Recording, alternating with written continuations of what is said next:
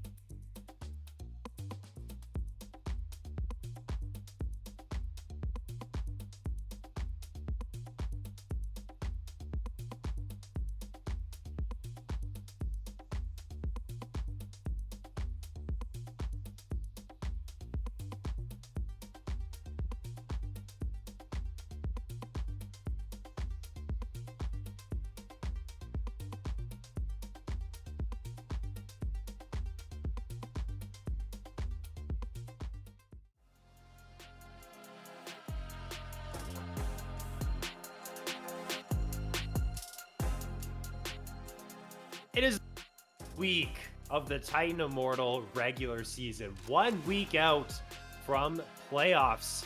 And we got our featured matchup of the week. Rubber Ducky Gaming taking on Summit Esports. Wawas. What the hell is a Wawa? I have no idea. But I'm back, reunited with my main man, Golden Gad.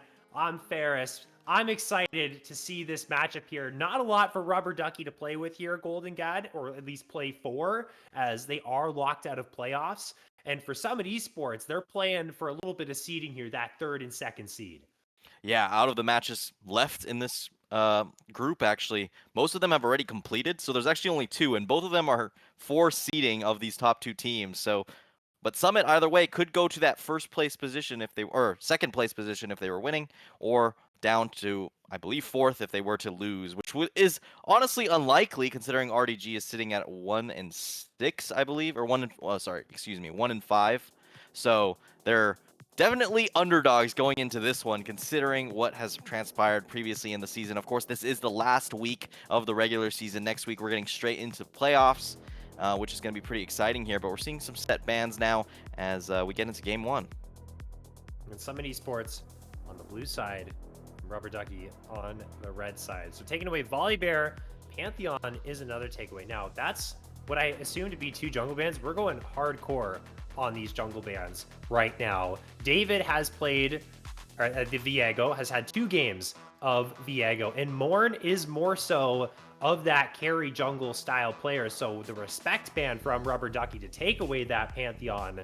Jungle is what seems to be, actually, we have Stro in. It's not Morn, it's Stro, actually. So that's interesting. Maybe they've done their own research on Stro, and that's something that he plays. Varus, one of the most popular, game 1, fearless, 80 carries. Take that away. Not going to have that. Corky as well. So we got things opening up for ourselves bot side. We'll see what Summit Esports want to prioritize here. A lot of things open. We got top laners, we got Cassantes, we got Ashes.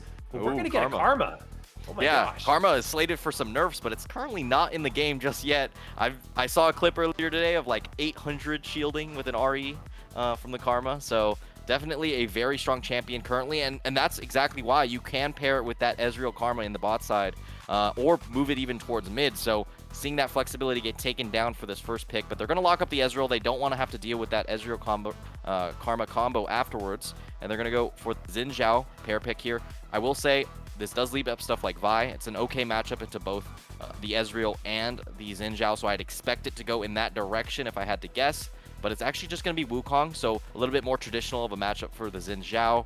Maybe a little bit less dueling potential early on, where you can't match the ganks nearly as well as Xin Zhao, or Vi would in that scenario, so pretty interesting to see. Tristana's quite interesting. I'm curious whether that'll end up being in the mid or the bot position, since we've been kind of seeing it everywhere since watching First Stand. It's getting flexed a bit into both positions, and it's going to be RE response pick, which does quite well into Tristana, but not necessarily is going to really win and stomp out that lane. This kind of opens the door for Summit to choose where they want to put Tristana. It's something that Mei has played before, not something Asura has played before. But I would assume that they're willing to be able to flex that. They do have that RE matchup, so if they decide that that's something they don't want to deal with, they'll go ahead and move that over, and we'll see what Mei ends up picking up. We got our second round of bans rolling through. Silas taken off the board from the side of Rubber Ducky. They obviously think that there is a lot of potential of that Tristana to go to the bot side, because they're taking away a couple of mid lane picks. That Silas, even though they have the Ahri, they just don't want to play into that. Renekton being taken off the board. Braum as well. I'm surprised the Braum ban came through, considering they have the Karma here, who typically does quite well into Braum as that extra range, that poke. Braum can't really block a whole brunt of damage and engage. But Makes me think they might swap the Karma to mid, actually. They could. They actually could do that. I forgot about the fact that Karma is something like that. But the Cassandre being gobbled up, though, is something I want to see for one of these teams. The pools for both of these top laners are very similar. Golden God, we got the tried and true Garen counter pick coming on in. Yeah, that's a classic into Cassandre. Haven't seen it as much lately, but that really does mean you need to have engage here, which really makes me think Karma's going mid, and we're going to have an engage support here. It's going to be that Thresh lock-in, so not exactly the hardest engage, but when you pair it up with the speed-ups from the Karma onto the Wukong, with the Cyclone, you get the Thresh as a kind of combo pick. I really think you can make things work, and we're going to see a Nico, so an extremely powerful lane on the bot side. Nico, Ezreal, very dominant poke-wise, so you're really going to see whether Asura and Boywife are able to actually make that combo work out and find the hooks where they need to land to actually be able to secure the 2v2, since, you know, we're out of lane swap meta. This is completely nuked out of the game. You don't have to deal with it at all. So there's no escaping for this Tristana Thresh. They're just going to have to play out this double ranged matchup on the bot side and kind of just deal with it. And with a weaker jungler in the early game as far as ganks are concerned, I'd be a little bit scared if I was Asura that Xin Zhao is going to show up there very early on. It puts a lot of pressure on Boywife to hit the hooks because Tristana needs someone to be pulled into range. She's really short range. If she wants to rocket jump on in, well, you're going to be facing a Nico who post 6 is going to have Pop Blossom, who's going to have roots for you. Ezreal has the Arcane Shift to keep you at range. So a lot of that setup, if they do want to take that avenue to play for the bot side for Summit Esports, is going to be pressure on Boywife to make use of this Thresh pick because, again, hit or miss. Hook champ, pun intended. Gotcha. I know you're all laughing there. We're going into game, and this is an exciting one. Again, for those of you wondering what the stakes are of this matchup, Summit Esports with a win clinch second in Group A. With a loss, will go into the third spot. They would be tied in game record with Omega Akuma, although they have the head-to-head over them, so they would be put into that third spot. They cannot get the first seed because they did lose the head-to-head against Dorado. We did a whole lot of bracket searching and scouring before this matchup actually happened, just to kind of see what was at stake for this matchup. That's what's at stake. It's not a whole lot, but could get you a better matchup in the playoffs, as we did get that zoom in onto the wonderful duck of the river, and we're getting wards down in the jungle. Yeah, exactly. So they're fighting. That's actually a good point. Yeah, that was the luck they're going to need to be able to succumb pretty much for a pretty hard matchup, I'd say. I will say another thing for the matchup in the bot side, which I think is going to be pretty pivotal, besides if this Garen gets rolling, that could also be a very big angle here. But also, Nico has the ability to just nullify hooks. And also, critically, if Tristana puts bomb on Nico and Nico presses W, that is completely nullified. You actually can't do any of your damage to actually stack up the bomb while Nico is actually invisible. So it really does make those rocket jump timings much more critical. So we're going to have to see how this bot lane ends up playing out. But across the map, Karma, Ahri, pretty even matchup, I'd say. Karma generally actually has a bit easier of a time poking out early on. So expect a bit of prio in that direction. And then on the top side, of course, you got Ignite Garen. I think this is the proper way to play it. You just play for the lane and hope it works out. And Cassante has to be pretty careful, especially after all the nerfs he's received over the last couple years. Sprinkler wants to get those kills. That is exactly, I think, I agree with you, Golden Guy. Just go for bro. I mean, maybe in competitive, you know, you play for the teleports here. I mean, maybe if this is solo queue, if it's solo queue, you're always going to go for that Ignite. But it actually does put a lot of pressure on Sprinkler to make use of that summoner spell. Otherwise, if that's not the case, there's going to be a lot of extra map pressure that Rubber Ducky are going to be able to leverage come time when side lanes are being played and neutral objectives are up. That's going to be a big boon here for Rubber Ducky. So that's actually something that we should very much keep our eyes on. Is Sprinkler going to go crazy on this Garen or not? That's a big question, as we actually saw priority gain bot side there from Boywife and Asura, who does land a death sentence here. Those are very important. Arcane shift away, but we're rocket jumping right on in. Asura wants his kill, is rooted up by the Nico, does use the barrier. Revan uses a barrier of their own. It's so close, and the Nico gets first blood. They fight it off. 2 kills going over to both supports, but now Skeptor is on the pursuit here. Boywife does have flash, and they have to use it.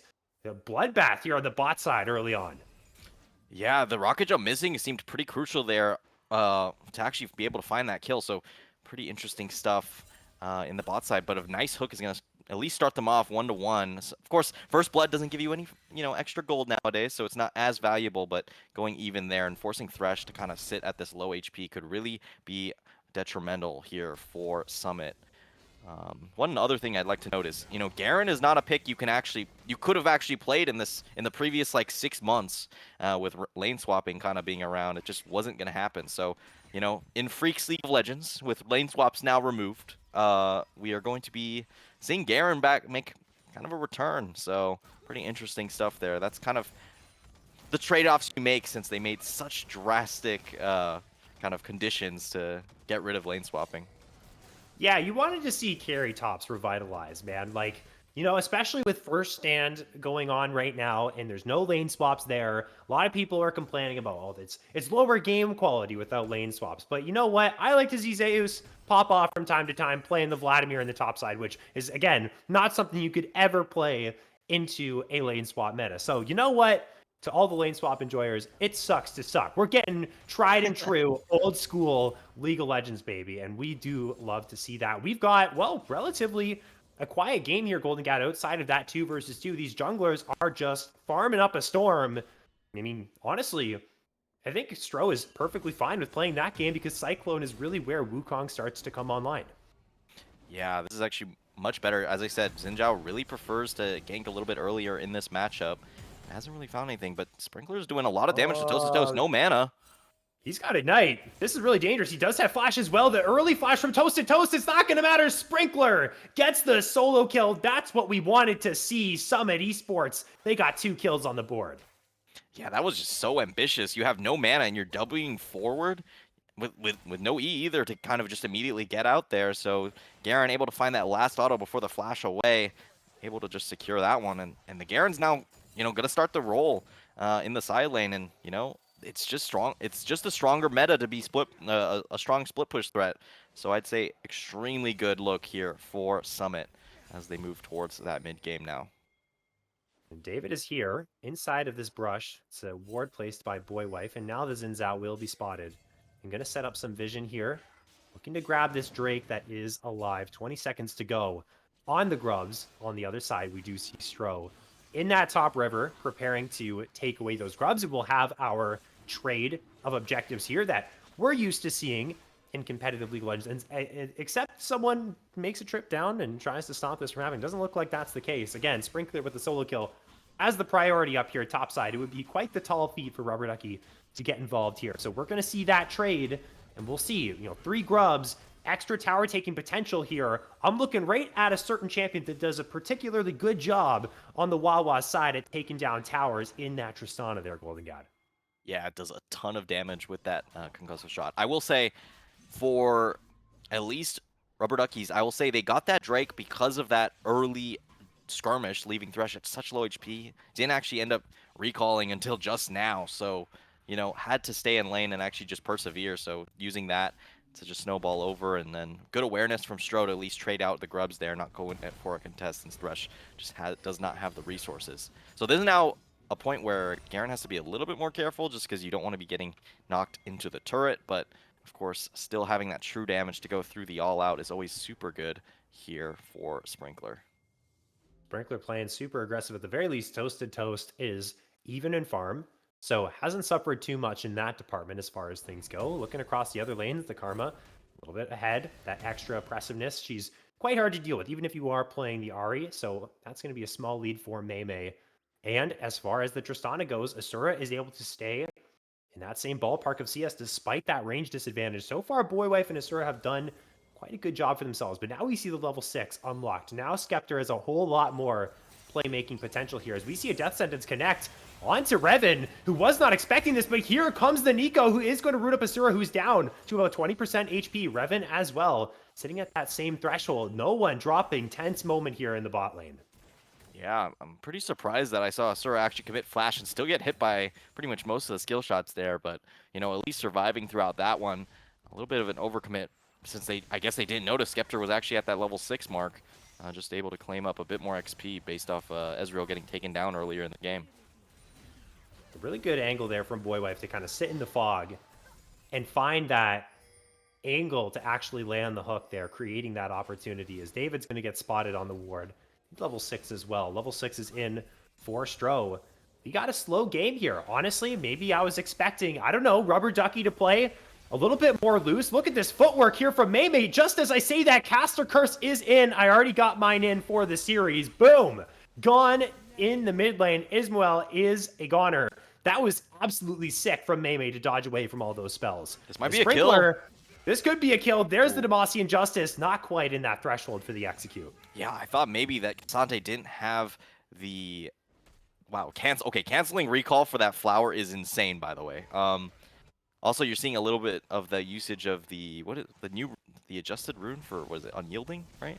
How getting that HP back for Cassante. Pretty cool stuff there for at least a little bit more sustain in lane.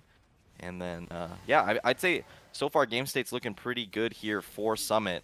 They really need to get something rolling on the board here for Rubber Duckies. They do have a pretty good team fight comp with the Nico and the Ezreal with the Ahri dive plus Xin, so you can actually pretty heavily isolate a target, but a lot of that is going to get neutralized if the Karma's really firing on all cylinders here, as now Skeptor and David trying to combo on the bot side.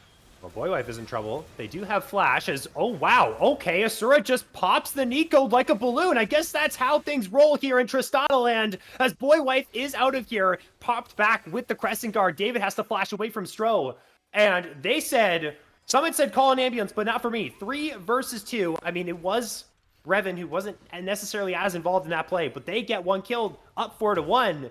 They just can't do any wrong right now. Yeah, looking extremely good so far. And this is kind of what we expected coming into this one, since, you know, they're just the disparity in their rankings as teams is massive for this. So you're seeing kind of the execution and kind of how they actually work together as a team. You know, it looked a little bit disjointed. Skeptor so early, David and Revan nowhere immediately in the area, so just gets taken down in an instant. And now Mei is going to be able to also catch the bot side, so not even going to be able to grab up multiple plates here for Rubber Duckies. This Karma, you know, RQ, clear the entire wave is why this champion is strong level 9, of course. So getting a lot of that prio to be able to roam out quickly. Yeah, now the Void Grub spawning again, and we were just seeing Summits already there in the area to be able to claim up all 6 here. And it's just up to Karma to survive on the bot side. Just going to go for a recall here. Does not want to get dove on this wave, but that will afford a bit of gold back over to Rubber Ducky anyways.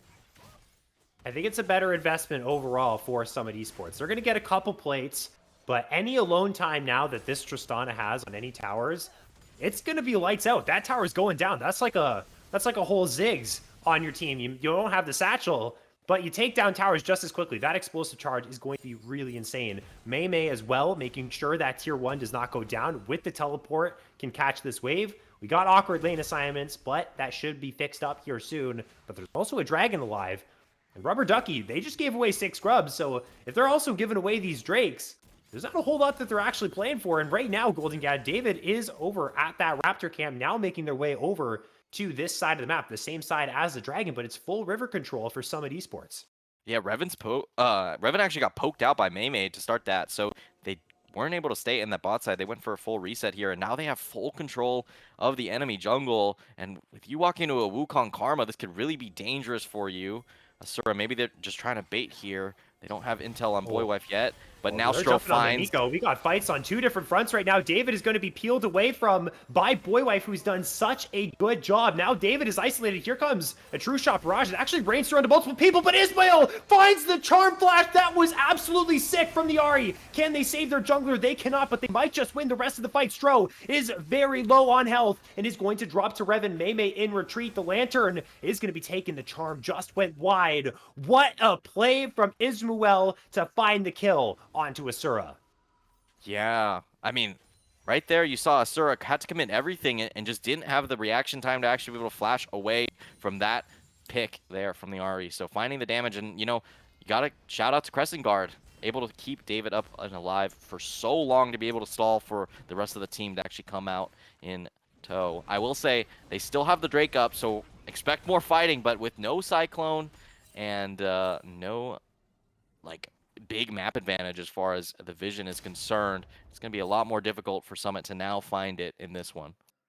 There isn't a major sense of urgency from either of these teams. They're in the area, but they don't really know what they want to do here yet. They're still keeping their bot lane rather for Summit in that mid lane, as David's going to be spotted out. The Boywife is just stepping up, clearing away some vision. Fights over the river control.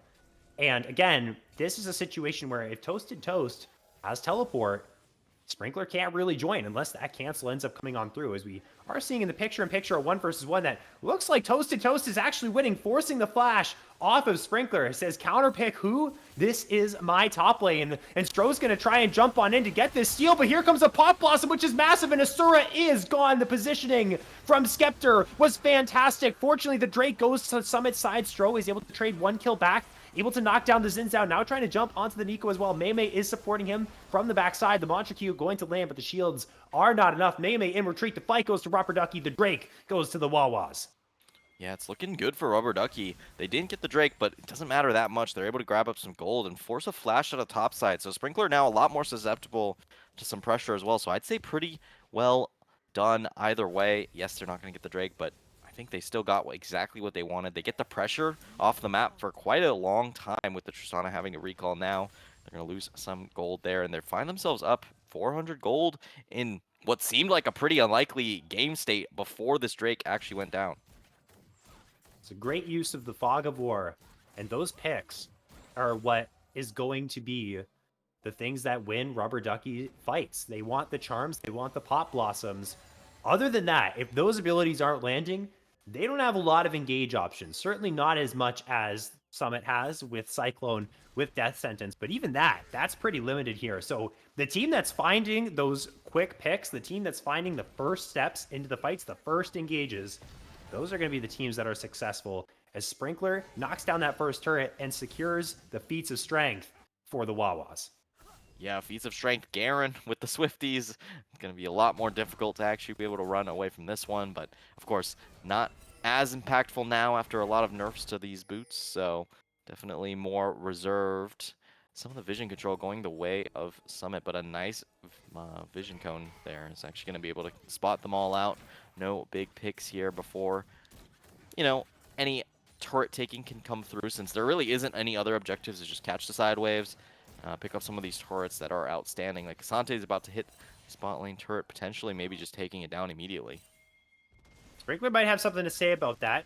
He does have Ignite. Toasted Toast has to be careful. There's the Stride Breaker for the slows, and he's going to spin to win. The question is he actually winning here? Well, Toasted Toast is quite tanky.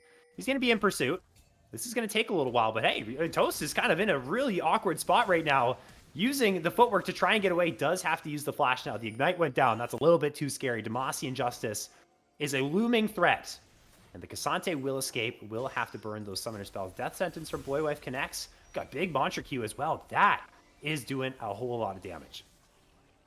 Yeah, that's the karma for you, especially in mid. Stro, barely the Trying to hook jump not onto landing. David.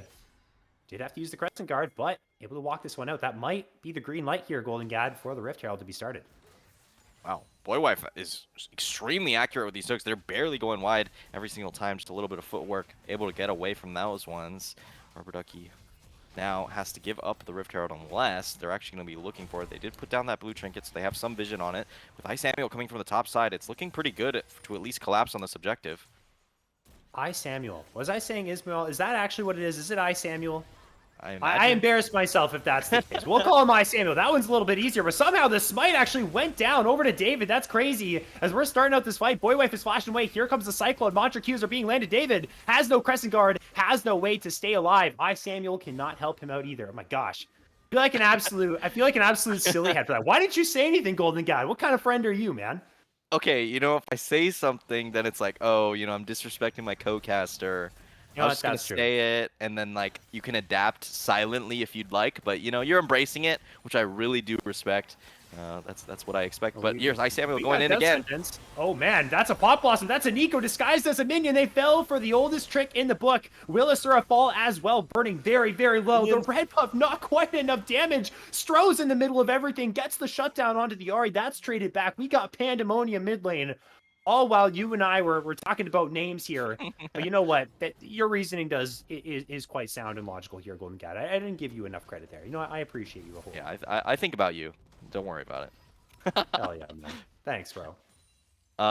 Yeah, going back into the game here. We got Dragon up soon, 39 seconds. No one's really pushing for the soul. It's not going to be a super early one for this game in particular, but I will say Sprinkler is getting so much gold on these side lanes from all these turrets that he's been taking. So actually has a pretty considerable gold lead as soon as he does actually commit for that back. If I had to guess, yep, about 1.5k. So I'd say the Garen is quite online. Should be able to do a ton of damage to a lot of these targets that he could definitely chase down, like Ezreal especially. It doesn't really matter if you do shift away. Garen has the speed to be able to catch up for sure. And now, once again, we're in a position. Summit with the vision control on the outside here, just going straight onto Ice Samuel, forcing out. Wow, almost drops there. Yeah, they did get the Spirit Rush. And there's no chance you're getting inside of that pit. I mean, David's on the other side of the map. They're just giving this. I think that's fine. They're trading the they're trading the tier 1. So all things are fine. They're waiting for that big power spike coming through onto Revan's side, who is very strong. Actually, 5-1, the big player right now for Rubber Ducky, and has been as well for the entirety of their season. They haven't picked up a lot of wins here, but in the games that they have won, Revan has been a big reason why they've been able to take those wins. So having him 5-1 on this Ezreal, now about to stack up that Mana Moon, something they're definitely going to want to protect. But again, going back to that Garen, all it takes is one flash. If you don't Arcane Shift away in time, you don't have enough time in that silence to get away. It's kind of over for you. So it'll be interesting to see how Rubber Ducky protect their assets here, and that asset being Revan. Yeah, I think also you could see it right there. Ice Samuel actually has the Rift Herald, but hasn't really been able to find any good angles to actually put it down. So going to be now resetting towards the top side, and that just means probably this will just tick through and it'll get summoned on top side. They do have Otacon on the other side, so maybe that's what they're going for. They do have the TP to commit from Ice Samuel to actually join up if they do go for it. This is the Ruinous one, so we're going to be getting all those petals that give all that gold and adapted force. So a much different look, a little bit more scaling. And I'd say, honestly, with how the game state is right now, I'd prefer to have the stats over just the 150-second buff. Wow, barely going wide there from Boywife. That is the clone, as Skeptor is going to be walking that one away. Boywife has just been sending these. Has a good amount of ability haste as well, just letting them fly. Hitting a couple, missing a couple, not taking all of them. He's just sending them into that bush. We got like a classic NA ram right now. We got an ARAM here, Golden Gad. Like, of course, there's some side lane action being happening, but junglers are paying attention to this mid lane. That mid lane tower for the Wawas is still alive. Revan with the range, able to clear these waves. We're just going back and forth, waiting for someone to step up and make that play. And here comes the Rift Herald that you were talking about. Finally, Ice Samuel going to use that one. And I don't think Summit Esports can really do anything to stop this from taking down that tier 1. Yeah, just going to have to take it down here. Boywife now walking forward, trying to get some of that positioning back, but looks like they're just going to go and catch up those waves on the top side. Got a 2v2 on the mid lane as well, so looks like no one's really focusing towards this Otacon, but with the Garen pressure on the side lane, you could definitely see Summit actually probably go for it, but they're just electing to make it wait out, which is pretty interesting. I mean, the game's so even that you don't really want to be flipping it on a fight. You want to be finding these picks instead. Boywife finds a hook on the left side, but it's just a clone, it seems like, so not going to be able to convert that into a big play. We got a really interesting game right now. We got wards set up here for Summit Esports in Rubber Ducky's jungle. They've taken full control, but Rubber Ducky, they're not giving them anything. They're not biting. They're trying to set up vision. They're trying to keep the enemy jungle dark so they can find plays happening. Well, we're seeing a face-off in the mid lane once again, and both of these teams remain alive, unable to find a ton of pressure, but it is Summit that is in general control of these waves. They're going to want to get in that topside wave, then maybe they can look for a 3-wave crash, but Ice Samuel just wants to look for a fight. Mei just gets hit by the charm, has to flash away, has the shields, can walk on out. Thankfully, there was no follow-up. We get an engage, but we don't get any casualties, but the siege continues. Yeah, Sprinkler's just in no man's land, but can't really do as much to the Garen, but they're going to find the route here. The Lantern is there to actually get them out. Asura now looking for some autos, maybe find something, but Boywife with the hook going wide, it's going to seem pretty unlikely for this play to continue as we got yeah, the true definition of NA RAM right now. 5 people in the mid lane here fighting over these waves constantly. Sprinkler wants to find something, but it's just so hard to get through this Nico Ari CC chain.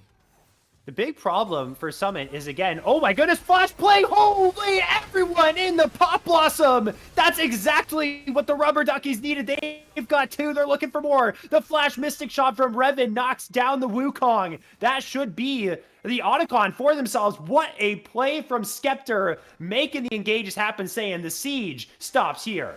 Yeah, Skeptor has really been stepping up in this one, finding all the engages that matter. And that one looked kind of hard to even spot out, but you saw Skeptor just pulls the trigger immediately, goes for the Pop Blossom, is disguised at the same time, so they just have no idea, and they go all down immediately because they got a lot of range damage. They don't have to be stacking onto that Wukong like some of the other dive comps in this one, so Very explosive play there from RDG. And Mei just going to have to claim up the top side wave in kind of a sad manner. That's all you got for this one. But the drag will come up in just a second. But they're now 2.5k gold up here for the Duckies. So they got a great foothold in this one. 2.5k up. They've got experience as well. Revan is a whole level ahead of Asura. So that's going to be something that will play a factor down the line. Also, take a look at Toasted Toast, level 16 to level 14. I don't even know how that happened, but that's a thing right now. And that means that Garen is not really going to be bullying this Cassante anytime soon. The most important thing for top laners is XP. Gold is also important, but they love that XP. They love getting to that level 18 as fast as possible in the side lanes. So the fact that Toast to Toast now only a level up, but was 2 levels up, was huge. And right now, the Wawas do not want the smoke right now. They're giving away this Drake. It's going to be a little bit more effective here for Rubber Duckies. They did get that Ruinous Otacon. And they are starting to take control here, but they need to keep their foot on the gas here, Golden God. We need more of what we just saw from Skeptor because they haven't won the game yet by any means. They got to keep going. Yeah, right before that play, I talked about how hard it is to actually finally engage because, you don't want to be breaching into the Nico's line of defense for the most part. So it becomes very difficult to actually be able to have something stick, which is why I was surprised to see, Ashe not get locked in after the Karma, to be honest. I was like, okay, well, they're playing Ezreal. I feel like you just go Ashe here to maybe get some long-range engage, which really could have comboed well with any engage support, but they ended up with the Tristana, who's so much shorter ranged until that level 18 mark. Just becomes a lot more difficult to play out since you're looking for dive on champs that are extremely good anti-dive. So it's just become a lot more difficult. Skeptor now tries to find the kill. Skeptor. Asura's just walking straight on up, tries to rocket jump out, but you're not going anywhere. This is 2 kills that go the way of RDG. That's 2 that go over to Revan. Sprinkler's in some trouble now as well. Boywife was able to knock down Skeptor, as in pursuit is Samuel.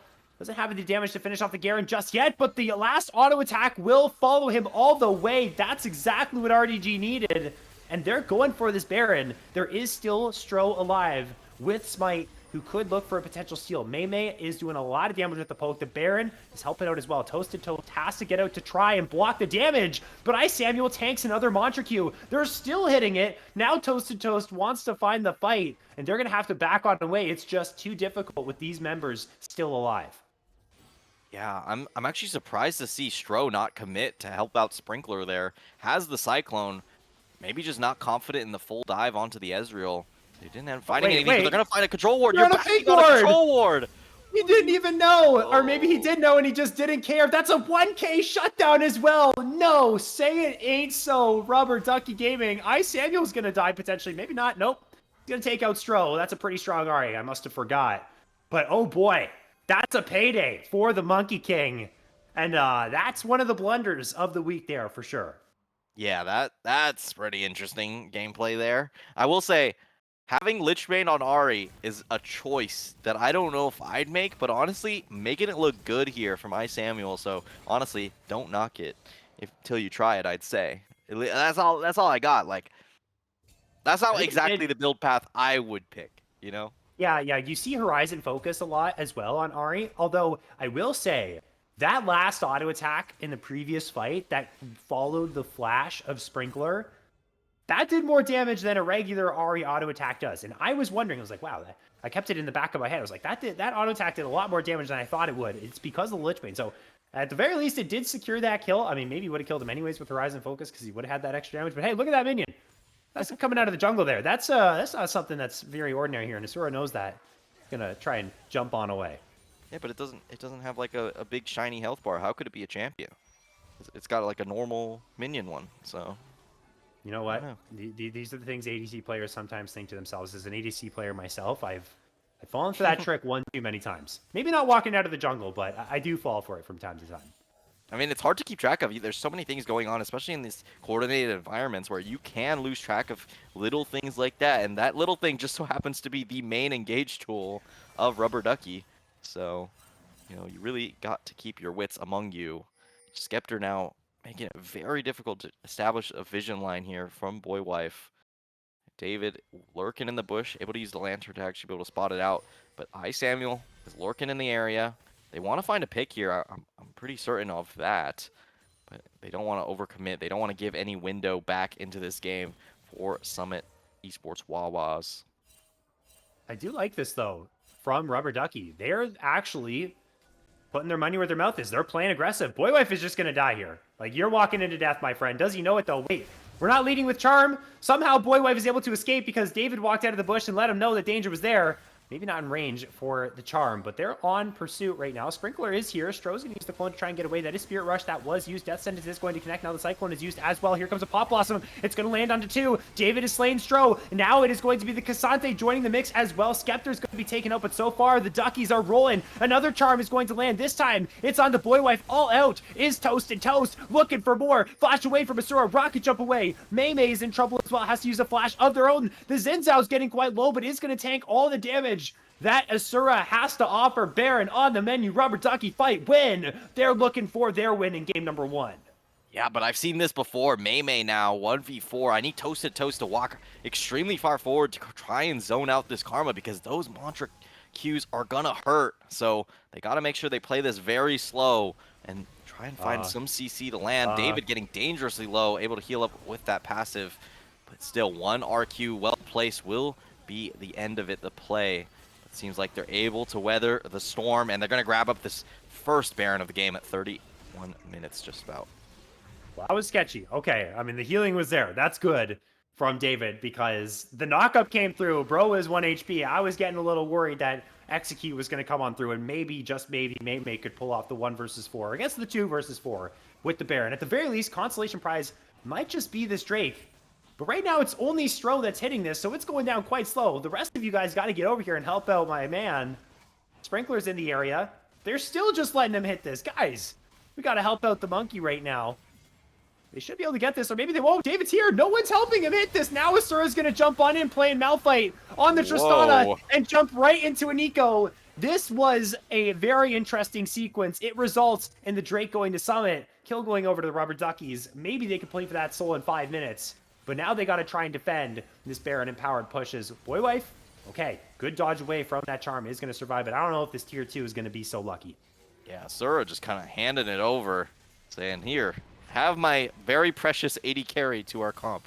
And now the keys to the castle, it's kind of just given up immediately, and Rubber Duckies are going to take full advantage of it as Samuel just using that Spirit Rush to get really deep in and really force them away. But now Sprinkler in a dangerous position could get dove here. Garen, not many resources except for the Flash and the R, but Toasted Toast he's gonna get tanking hit it up up. here. Toasted Toast taking that tower. Yeah, he's pretty tanky on the Cassante, I'd say. David, with no fear, jumps straight on in. Audacious Charge is going to get hit with the Death Sentence. Does not have the Crescent Guard. Actually does have it now. Is going to use it. Toasted Toast is trying to be in the front line as well. They're getting pretty low, though. There wasn't a lot of follow-up. No CC was landed. Now they're in pursuit with the speed boost. And Sprinkler the whole time was on the flank, but he gets knocked with the Charm. He gets one shot. No! That's the top laner down from Summit side, and now the rest of them are on retreat. They pulled the Uno reverse card out of their hat. And Stroh is running for the hills. The Mystic shots are still going to connect from Brevin. Now Skeptor wants to jump in, doesn't find anyone, but this could just be the end of the game here. Mei is trying to run for their lives, but it's a double root from Skeptor once again. On this Nico has been nothing short of brilliant, and the Duckies are quacking right now with a game 1 victory on the cards. Yeah, Rubber Ducky Gaming making Summit Esports Wawa look like the 1-5 team. I'm not gonna lie. Did not have a good performance in this one, and Rubber Ducky's going to make him hurt for it, so really good performance, at least putting up a great fight in the first one, and being able to take it, I'd say in a pretty dominant fashion, everything kind of going according to plan, despite some early losses in the top and bot side here for Rubber Ducky. But hey, those big engages and the kind of map control that they were able to reestablish by some of the windows that some of the Esports Wawa were giving them, and they blow it wide open. They did. Honestly, if we got to kind of dissect this game a little bit, I'm going to go back to the conversation we had about the Tristana. It just wasn't it. You know, Tristana couldn't get what she wanted in that fight. You're going up against the long range of something like an Ezreal, and then when you are in range of everyone else, it's like an Ahri that can one-shot you. It's a Cassante who has no problem tanking your damage. The Xin Zhao is dangerous. The Nico is dangerous. it's just a game where you kind of want to play from range, because if you're in range, you're just going to be in trouble. And Asura was not able to get that same level of success that Revan was. Of course, I'm not pinning the whole game on Asura. Again, they're also playing with a substitute here. Is Summit Esports maybe more in shot calling? Is definitely missing there in their comms. A lot of different things that could potentially, we could chalk this up to. But regardless, the Rubber Duckies played well. Toasted did a fantastic job of stifling that topside matchup and making sure that went even, despite getting solo killed, did handle himself quite well there. And we'll see if they can continue this. Again, no chance of playoffs for this squad, but to go out with a bang here in Titan Immortal Winter would be something that they'd be quite happy about. As we'll head into our break now. When we come back, game number 2 and Kiss, Marry, Kill as well. Our next edition is coming up next.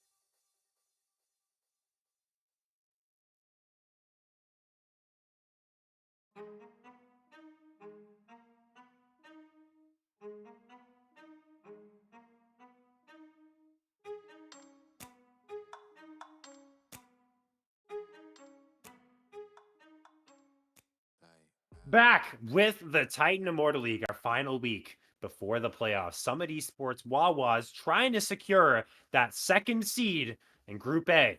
And Rubber Ducky Gaming saying, you guys aren't going to be able to do that. They're up 1-0. The Duckies are, that is. Surprise to maybe those who are ball knowers of the Titan Immortal League, because Rubber Duckies had a pretty rough season so far, but they're trying to end it off with a bang here, Golden God, and they had a pretty good game number 1. Yeah, and taking it off one of the top seeds in the opposite group can definitely show that, hey, there was potential here, but maybe the cards just didn't fall in the manner that they would have liked. So putting up a good performance in the last one definitely is quite the boon for Rubber Duckies. And it's really on Summit Esports Wawas to kind of come back in this one. We had a lot of comments outside of the broadcast about the draft and how we felt like there wasn't an easy go button for the entire comp here for SCW. So definitely like to see that adaptation here. But I think we do have a segment before we get into draft. Yes, we do. We've got our next edition of Kiss, Marry, Kill. Here are picks on the stream. We got Prestige, Project Z, we got Soul Hunter Kane, and we got Pulse Fire Shen. It seems like a lot of us were marrying Pulse Fire Shen here. Golden God, tell me why you are putting the ring on it. I mean, Shen just seems like, I mean, can I say it how it is? Like, that's a good father to a child. That's how it goes. That's all I'm saying. So that's my criteria, at least. The other two, I don't know if they might be deadbeat dads. I'm not gonna lie. So, okay, so of the deadbeat dads, why did you kill the deadbeat dad on the left? Okay, so in my opinion, you know, if you're gonna kiss someone, you'd like to see their face, and unfortunately, Prestige Project Z, you just can't. Yes, they have the hair tuft, which is a little different compared to normal Project Z, but not exactly the same, and doesn't work out for me in that way. Bro said, that doesn't work for me, brother. And you know what? You know, my picks are a little bit different than yours. We're both married Shen, and I married Shen for kind of the same reasons you did. That guy just, he's a ninja. He's a sound individual. He's got inner peace, or whatever the heck ninjas got, and tranquility. He seems like a pretty good guy to you know, kind of settle down with. So I went with the marry on Shen. And I'm going to keep it real. You had some pretty sound reasoning there, Golden God, for the kiss and the kill thing. I just killed Kane because I don't like Kane, man. I don't like Kane players. I don't like when Kane is one-shotting me in my League of Legends games. I don't like it. So I killed Kane. There you go. I said it. It's got nothing to do with the skins. That's why I killed Kane. And then, you know, process of elimination. I'm giving the kiss over to Zed. We can see Wookie and Golden's picks as well. And what is your one comment before we leave here? Ferris, you're very well known to be maybe related to Varus, who has multiple, you know, personalities, bodies, people within him. That's a strong maybe. Maybe, but also Kane has a similar thing going on. So, you know, if I just had to think about it, I'm kind of surprised you let him go. Nah, I'm beating those allegations. There can only be one multi-bodied person or multi-souled. I don't know, man. There's only one, and it's not going to be Kane. We'll stick with the Varus. You can see Wookie and Golden's picks as well. Golden married Zed, kissed Shen, and killed Kane. Golden and I are the kill partners. We both took down Kane. You and Wookie both kissed Kane there. You guys actually had the synced up thing. So yeah, Wookie based. Yeah, based from Wookie, based from Golden God. Allegedly, I don't know. I have my own opinions on the matter. We're into draft. Game number 2, Rubber Ducky Gaming. Summit Esports, Wawas, Fearless Bands below. Not going to see anything we saw in game 1 this time around. Bands might be the same. Sides are not. The Duckies on the blue side. Yeah, we're seeing Pantheon yet again on the ban table. Pretty decent flex. I mean, you could even play this pick in mid and top, but we haven't really seen that as much. So Pantheon just going to get banned away. Same ban so far, Volibear as well for the side of SCW. Jax is new. I'm pretty sure wasn't on the ban table in the last one, so pretty curious to see the read they actually are picking up there. You know, having the Garen in the last one was quite a surprise for the side of Sprinkler. So maybe just banning away some of those more unique carry picks that you could end up picking up here. We got Viego again getting banned, fresh off a pick in first stand. So seeing a little bit more kind of play in this one, especially with how strong some of these mid lane mages are. Having a strong AD jungler can really be influential, especially considering Xin Zhao is off the table, which is generally considered the most premier full AD jungler with some damage threat. So pretty curious to see what ends up getting locked in here. But the Corki, crucially, that ban that got away, Corki gonna get locked in here for Revan or Samuel. We'll have to see where that ends up going. But this leaves some other strong AD carries in the pool. Kaisa, you could even play Sivir if you really think the Corki's down there. I'm not going to say that's good. We got Ashe still on the table as well. Victor is going to get locked in here. Ashe could be a pick, but once again, last game they had the option of the Ashe and they didn't go for it. So I'd be surprised to see it locked in here. But they're going to go for the Vi, which is the one thing I called out last game as being what I would have expected going into the B2 of SCW. But Vi gives them that go button that we said was a little bit of a difficulty for them in the last one. And they're going to answer with the go button of their own with that Jarvan. The champion pool of David was pinched a whole lot because of the fearless bans, because of what's actually been taken away. So J4, I mean, it makes sense for David's champion pool. Now they're kind of going forwards here. We're going to see Toast to Toast gobble up that Renekton. Both top laners have very similar pools. So whichever top laner, normally they want that counter pick, but if you pick first, you kind of get a priority pick for yourself that maybe the other person won't have. We're going to get an Aatrox Renekton matchup. This is a matchup that, again, talking about lane swaps, we would never see this before because, something like Aatrox would get absolutely squashed from a lane swap, but this is a fun top lane matchup to watch. It's a skill matchup through and through. I'm excited to see these two top laners go at it. And we need maybe a little bit more follow-up on the side of Summit Esports, though, because they have the engage of the Vi. Maybe Aatrox can follow that up as well. Sprinkler can look for flanks, but they need another go button, if we're talking about go buttons, to just follow up that Vi, and then the follow-up there from the Victor can be nice as well, as we're just seeing supports completely nuked off the table from both sides. R4 here for Summit Esports. We'll see what they end up grabbing. Yeah, the AD carry is not picked up yet. You still have Leona and Rel available for both these teams, so definitely looking to prioritize those. But it's going to be Maokai. So we talked about go buttons. We got the Vi Maokai, so complementary picks there for the engage there. Yeah, I mean, pretty interesting to see. I will say Aatrox versus Renekton. Yes, we're going back to 2022. That matchup was everywhere. And then this is another one that is kind of super traditional. We got Orianna versus Victor. These are some classics that we're getting to see play out yet again. And like, oh wait, okay, never mind. That's a Taric. That's a little weird. Interesting. There is quite a few melees on the side of SCW, but they still have Victor and they still haven't locked in their AD carry as well. I'm expecting something a little bit more. Whoa. Ooh. Wait, what is going on? Is it Victor bot? Yeah, it's Victor bot. I was thinking maybe this could be a flex pick here, Golden Guy, because the Corki was picked up. Then, Asura, or they grab the Victor, they could flex it mid. If the Corki's going mid, they could find out if it's going bot lane. They could put it bot lane. Although Victor bot, though, I can't quite remember. I can't joggle my memory all the way back through the different patch notes. But at the very start of Season 15, the Victor bot was OP.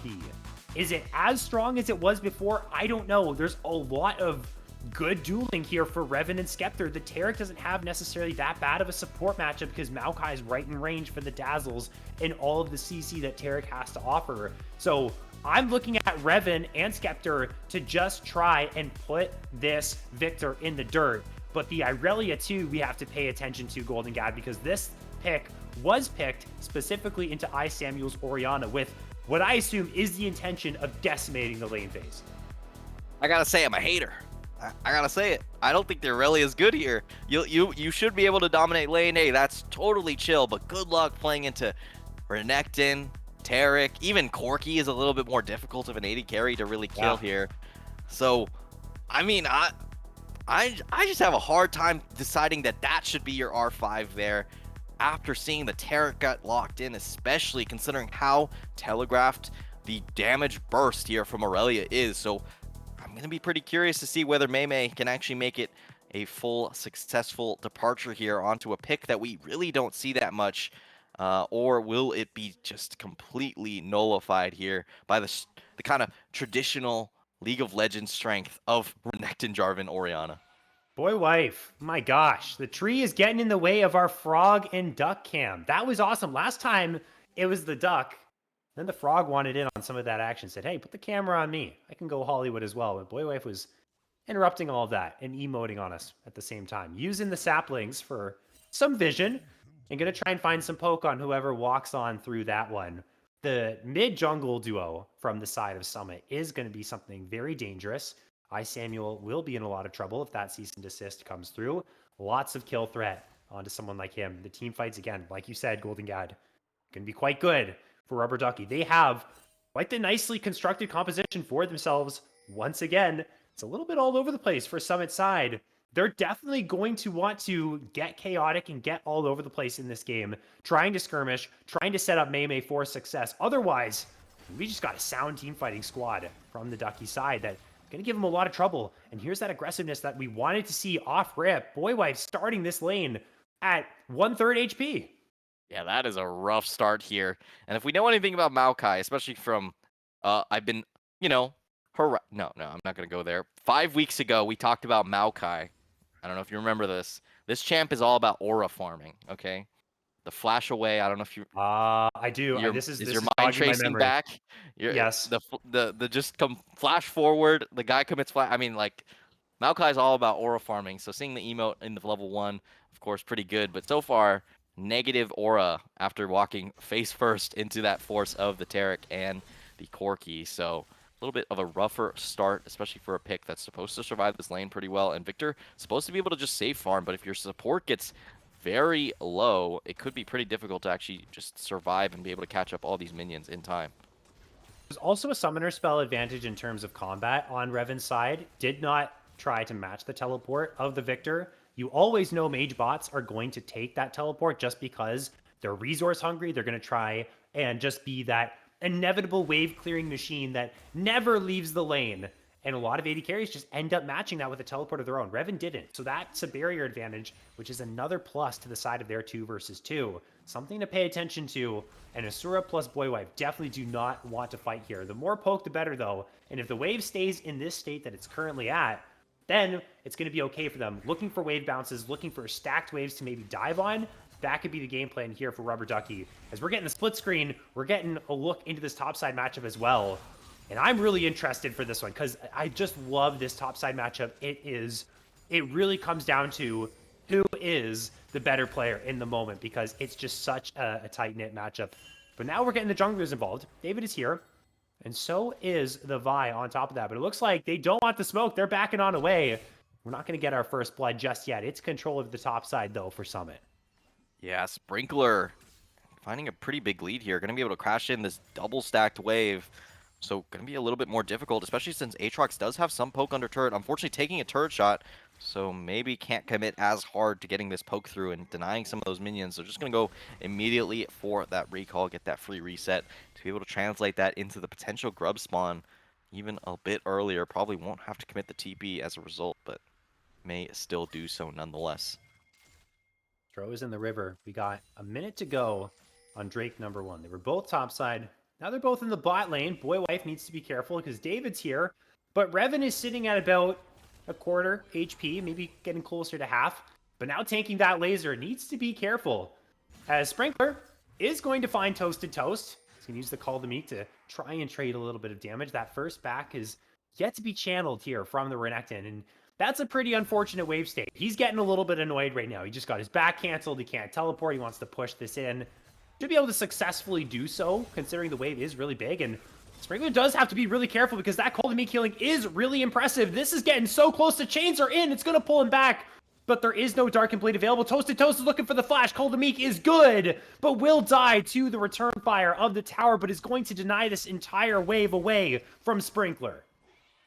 That is so bad from Sprinkler, losing 2 waves, and you have no TP to actually be able to catch up with this third one that's crashing. That's almost a game-losing play for at least the top lane's kind of matchup here. So Toasted Toast should feel extremely comfortable going forward, and you're seeing Aatrox, as a result, having to go the chainmail here. So I'm going to say this is a pretty disastrous start here for Sprinkler, despite how good it looked just a second prior.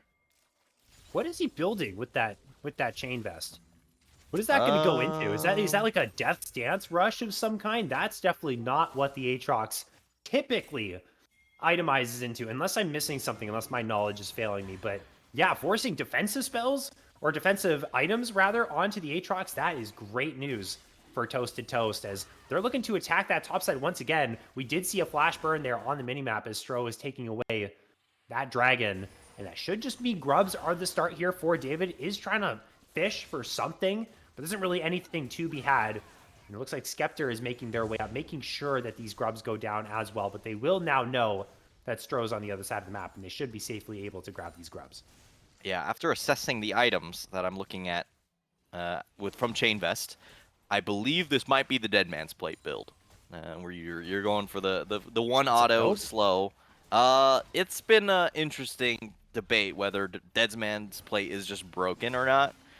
I've seen it come up around a bunch, particularly Xpetu, the Shen player, loves that item, thinks it's broken on every champ, so maybe that's the kind of thought process here for Sprinkler, but can't be too sure until it's completed. But now a lot of action on the top side. No split map here. Are they actually going to go for this? It looks like they are. This is 4 people. We've got the World Ender Puck, but it might not matter. There's no flash. Wait, did that Shockwave just go wide? I can't remember who that actually went on. It's going to be a 1-for-1. Samuel drops. That's a successful dive. The redive on the other side, 2 versus 1. Revan's getting quite low. The Arcane Storm, not enough to finish the job. Boywife is also 1 HP. One more laser should do the trick. There it is. Kill going over to the Victor. Feats of strength secured for Summit Esports. We've got chaos across the map, but the Victor is going to be happy about the situation he's got right now. Yeah, pretty interesting game state there. I thought they had no cross-map play, but just able to do it in the 2v1 on the bot side. Good, well played there from Boywife to actually be able to survive it, so you don't actually lose any extra gold over this Corki. So I'd say a pretty net positive play here for SCW as we see how it actually executed. So I imagine Boywife just going to start this by walking up, going for the W to reset just for a second. Able to cancel out actually a turret shot, but just walks away. Able to get that flash out. Revan forced to flash forward. I feel like that was ill-advised and eventually does end up going down. But yeah, either way, SCW looking good in this one, but that's kind of how they started the last game as well. So say despite how bad that one play was on top side, kind of stabilized just a little bit here for Sprinkler. It was overall a fantastic cross-map play from the Wawas. I mean, look at how much this Corki is suffering because of the fact that Skeptor spent so much time in the top lane. This should not really be the case of this bot lane. It should be the Victor that is having a hard time to find farm, to stay alive. They're going to try and remedy that right now, but David doesn't have the Cataclysm. So they're going to have to try and find themselves a flag and drag angle, but Asura and Boywife are both nowhere near that bush to be in danger of that. Maybe looking for a counter gank angle, but again, Stro nowhere near in the area. They haven't really been able to close the gap. So obviously that support matchup is good, but this might be one of those cases, Golden God, one of those rare cases in bot lane where the fact that Corki is just so low range, you just can't close the gap onto this Victor. Yeah, I'm pretty surprised to see Tarek roam so early. Tarek's one of those champions you want to be so greedy with XP and gold just to be able to secure as quick as possible level 6. So seeing the roam come out was pretty surprising. At the very least, they got the kill, but it was traded over, so it actually wasn't as valuable as maybe just staying in bot and protecting your Corki. So pretty interesting to see for this one. And now, once again, Revan forced out of lane from the poke of the Victor. Now with stacks on the table, able to get that extra damage from the E. Really paying dividends. I will say the Aurelia, as intended, is currently up in CS, but also did not follow the roam on the top side, so had a bit extra time as now they're looking for David. David could be in trouble. Vault Breaker lands. Here comes the cease and desist, which is going to follow the flag and drag. Mei is charging a flawless duet, but will be out of range. Actually sends it onto Samuel, and there is the Vanguard's edge as well. The Shockwave and the flash is not enough. Mei, that was clean. He thought he was going for the Jarvan, and he snuck that flawless duet to stun up the Orianna and take him down.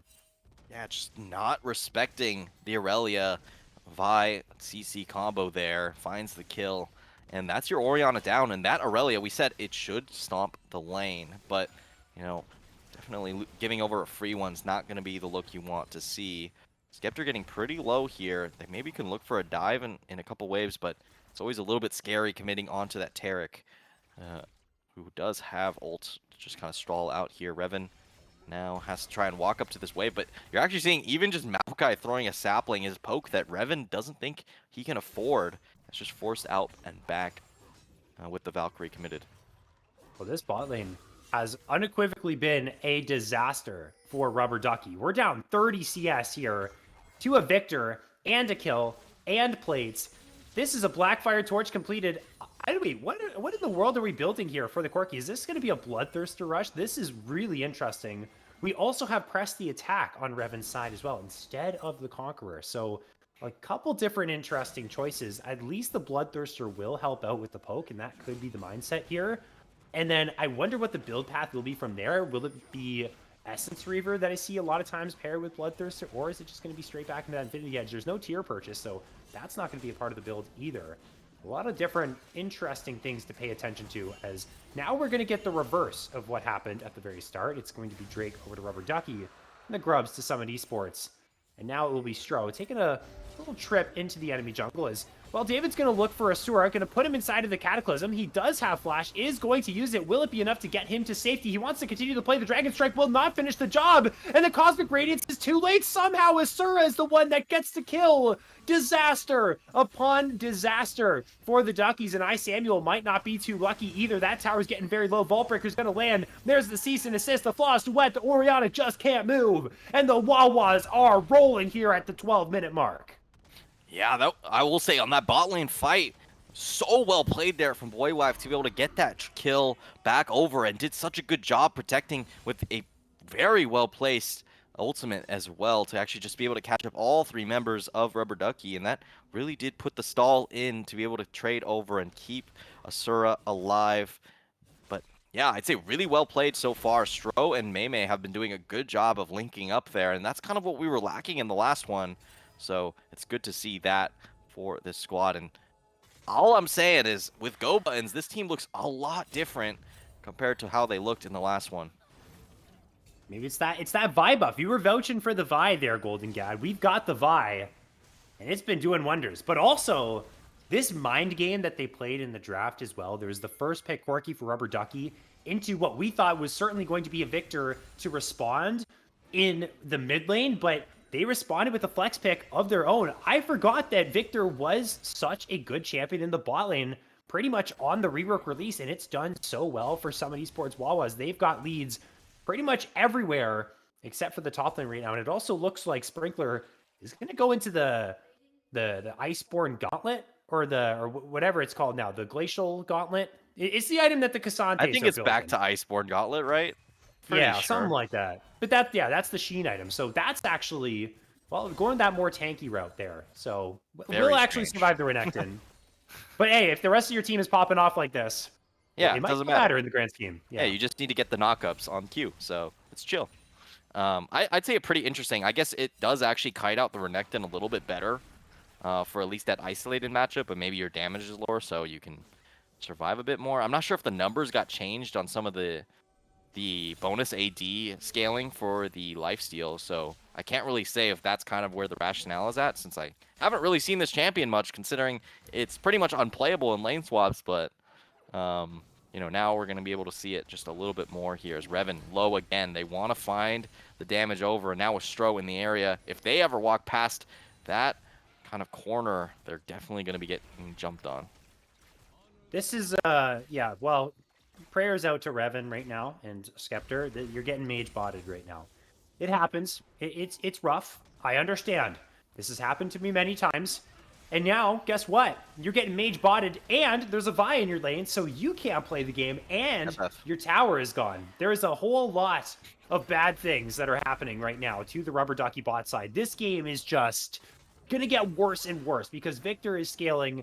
Victor is just going to go mid, perma clear waves, never run out of mana. And it's going to be a rinse and repeat here. There has to be some massive wombo combo team fight to come through for Rubber Ducky. And Maymay is just ignoring Samuel right now. Lands the flawless to went on to 2. There's a Vanguard's Edge as well. Who is it? Maymay or TF Blade? I cannot tell. The tier 2 is down. And there's just no help for the Jarvan either. Are you serious? Maymay putting on a clinic. Stro is there to help out as well. Summit Esports have woken up. And they are looking for vengeance, looking for blood in game 2. Yeah, and on the bot side, they find another pick onto Tarek, but now Sprinkler getting flashed on. I don't know if I advise that. Sprinkler stalling out the fight. Toasted doesn't have much left.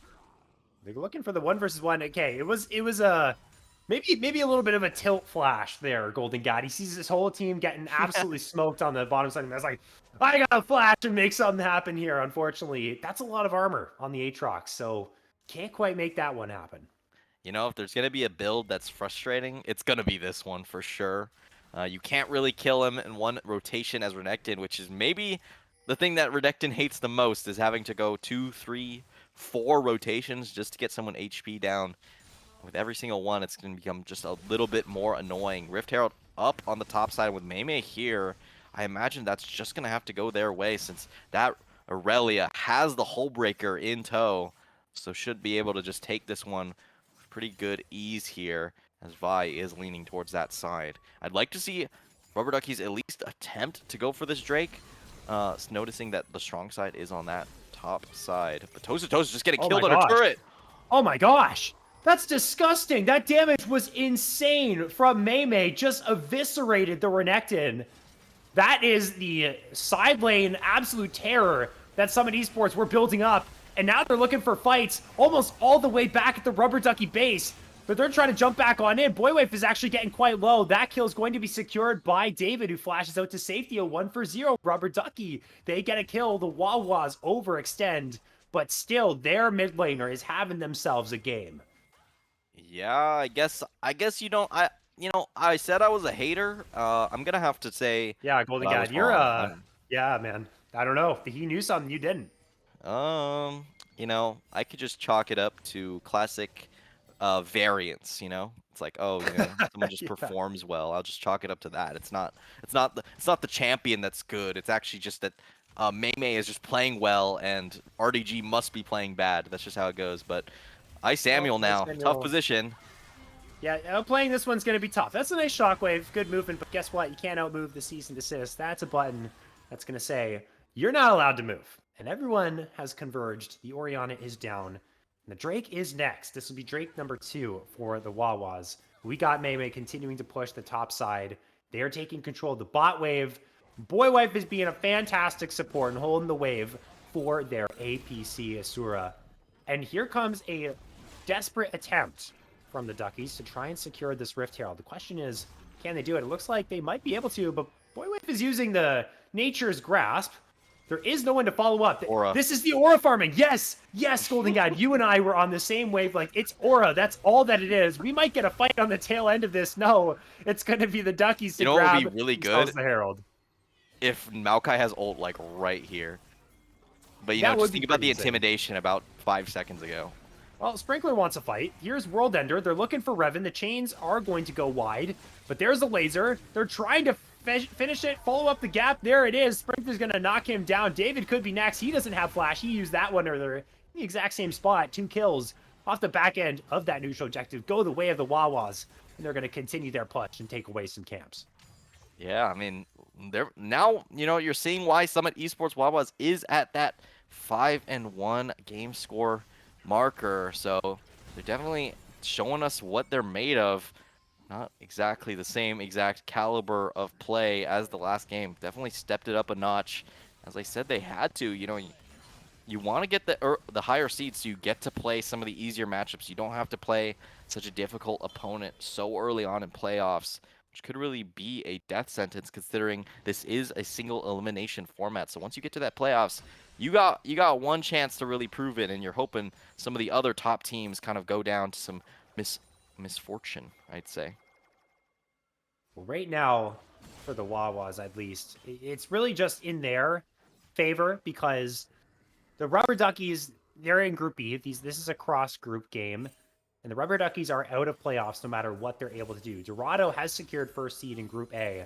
So for Summit, they don't actually have to worry about any results from other games. All they have to do is win this series to get themselves, on paper, I will say, on paper, a better matchup. We're going to see what they can do in this fight as, well, Asura's dodged away from the Dazzle. Here comes the Cosmic Radiance. Is Skeptor going to get it in time? They are, but they're going to be very low. It might just delay the inevitable. David is fighting a 1 versus 2, is going to use the Flag and Drag to try and get out, but Boywife is in pursuit.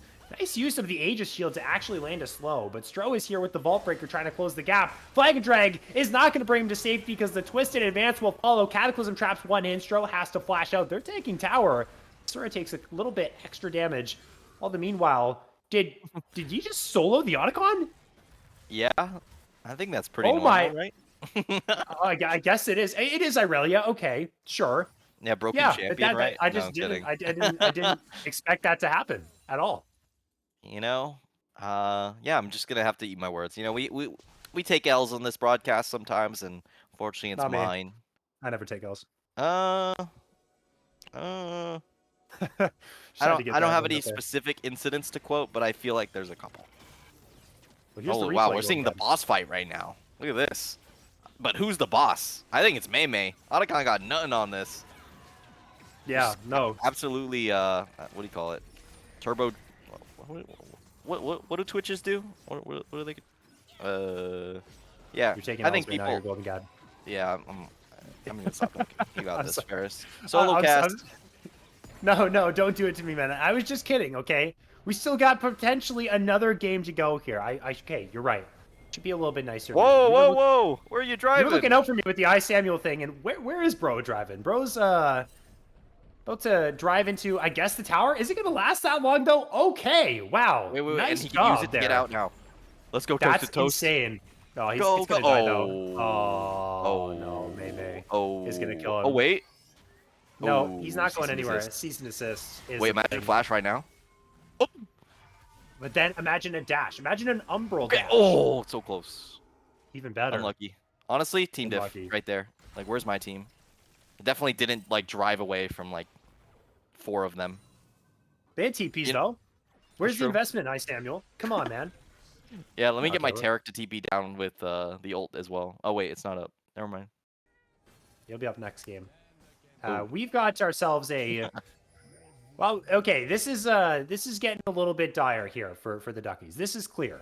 They're going to try and stop Mei split push, who is potentially in a 1 versus 3, as we can see on the mini map. But you know what? They don't want the smoke. I'm gonna be real. I don't want that smoke either if I'm them. That's tough. That's level 16 for an Irelia. It's only 23 minutes, Golden God. This is raid boss of 12, 11 CS per minute. Chovying everything. All the checkboxes are ticked for the threat level of this Irelia. And it's only a matter of time, really. I think once that Baron comes around, that might be where we see the closing out of this. Yeah, I'd like to see Rubber Ducky to at least look for something. They are having David go into this bush pretty much undetected so far. They should know something is up, though.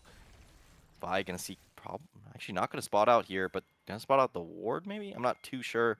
As they just go towards that Drake, it is gonna be third, so no soul here, which would pretty much make this game unwinnable for RDG. I've seen crazy things before, but 11K with a comp that doesn't seem to outscale for the most part, and with how monumental the gold lead is on some crucial members, it's just going to be such a hard comeback to actually achieve here. Revan at least catching up with some CS here, not too far behind the lane opponent, but it's definitely looking dire here. Yeah, if we toggle the gold, it won't be a pretty sight, as we could potentially have a team fight. Doesn't look like it's gonna be the case unless David walks on up. Here we go. Here's the gold. Yeah, that's 2.7K for the victor. You know, the top lane's close at the very least. Oh, yeah, that's Wait, well, even don't look jungle. Oh my god. Yeah, it doesn't get better across all the lanes here. There's a gold deficit. Hey, look at top though. Let's go toasted toast. Let's go. You may have like definitely like GG'd like very early into Sprinkler, where like it should have just been Aatrox never coming back into the game, but you know, happens. Yeah, well, it was only like a couple CS denied, so it was like 3 waves. That was an insane lead. Oh my. Yeah. You can. Oh, they got yeah. they got an Asura's flash though. They did. There's an opportunity there, but I fear if they overextend for Asura, that's just going to mean death for the rest of them as the backline will be exposed as David. Well, good luck, my man. We got a TP coming in as well. Very much regretting this decision is Toasted Toast in this situation. You can try, and honestly, valiant effort. You know who's 1 versus 3 in the backside, though, is Sprinkler. And he's not taking a lot of damage. They are really wailing into this Aatrox. They're going to be invulnerable for the moment. There goes the Vanguard's Edge, and Maymay's on the hunt. Look at those flawless duets. Quite literally named flawless, because that's what it was. Oh my goodness, Maymay has shown their prowess on this champion this game. Yeah, this is a clinic. I'm not going to lie. 20-3. Only giving up 2 objectives on the map. Besides some of those turrets that went down, Samuel just nothing to do. Phase rush though. Okay, aura farming. I see you. S-keying, just for fun. He doesn't even care. He might actually just get out. No. Oh, the TP? Okay. Wow, the great escape. It is, yeah, exactly. That's, well, there's the +1. Samuel can feel good about that one as, well, Summit, they get the Baron. And it shouldn't take too much more effort now, Golden Gat, for them to walk it on down. But they might have to delay and wait for that 25 stacks on the Medjais to come through from Asura, which is honestly crazy that this Victor has gotten to this point in this game. I honestly expected it to be a tough one. I guess not. Yeah, I think it really came down to that one split map where Corki gets dove and then, you know, Tarek commits so much time on the top side. I feel like this is a lot of that getting really hard snowballed from there, and then also the combo plays from Stro and Maymay earlier on in the game, really setting them up in a great position. And as soon as that Hull Breaker came through from Aurelia, there really was no response from the side of RDG. So pretty much put themselves in as winning of a position as you can possibly get. But there's always a chance, no matter how infinitesimally small it is. That's a big word. I don't think I've ever heard infinitesimally before. I don't even know if I just said that right. But whatever you said, yes, that is what Rubber Ducky have, is an infinitesimally small number of chances of winning this game. The wallets are being flexed. Maybe if the power goes out in every single person's house right now, then it would be doable. But that doesn't look like that's the case. As we're going in with a cease and desist, they're looking to end this game right here, right now, and take us to a game number 3. The minions are at the towers. The Nexus towers are falling. Samuel and Toasted Toast have taken refuge in their fountain. Will the push continue to the Nexus, or the Fountain Tower, rather, is the question. The answer looks like no, because Toasted Toast just jumped right on in. Samuel trying to rack up those damage numbers so that maybe towards the end of the game he could say, oh my gosh, guys, look at how much damage I was able to do. Maybe not. It is not really going to matter, because Summit Esports Wawas, that's who we were expecting to see in Game 1. Instead, we get it in Game 2. We'll see if they can continue that momentum in Game number 3. And honestly, I think we know who was the absolute standout of this game. And it was... Yeah, it's Boy Wife, Maymay. obviously. Yeah. The engages were pretty good. Everyone did. The aura farming was just game. crazy. No, I'm kidding. No, definitely Maymay. Yeah, I agree. Yeah, I thought that was a pretty interesting game, nonetheless. A little bit disappointed not to see any sombrero combos. You know, shout out to the Jarvan Ori. You know, it didn't really ever line up for the side of the Rubber Duckies. So a little bit unfortunate there, but honestly, that was a clinic, and that's the kind of game you're just kind of have to shake off and say, well, we go next. Happens. Yeah, that's about all there is to really say. The cross map, I think we can go back to that. At least as bot lane is concerned, the cross map play that happened early on, Revan lost a bunch of minions, got dove. And from that point on, Corki and Tarek, they don't have range. They can't get on Victor. That lane phase is rough. Stro and Maymay were just able to make plays that, well, Rubber Ducky weren't able to respond to, and they took over the game. We'll see if they can do that again in game number 3. For the Wawas, they're looking for that second seed in Group A. Rubber Ducky hoping to play spoiler. It comes down to our final streamed game of the regular season of the Titan Immortal Winter 2025. That comes up right after this. Don't go anywhere.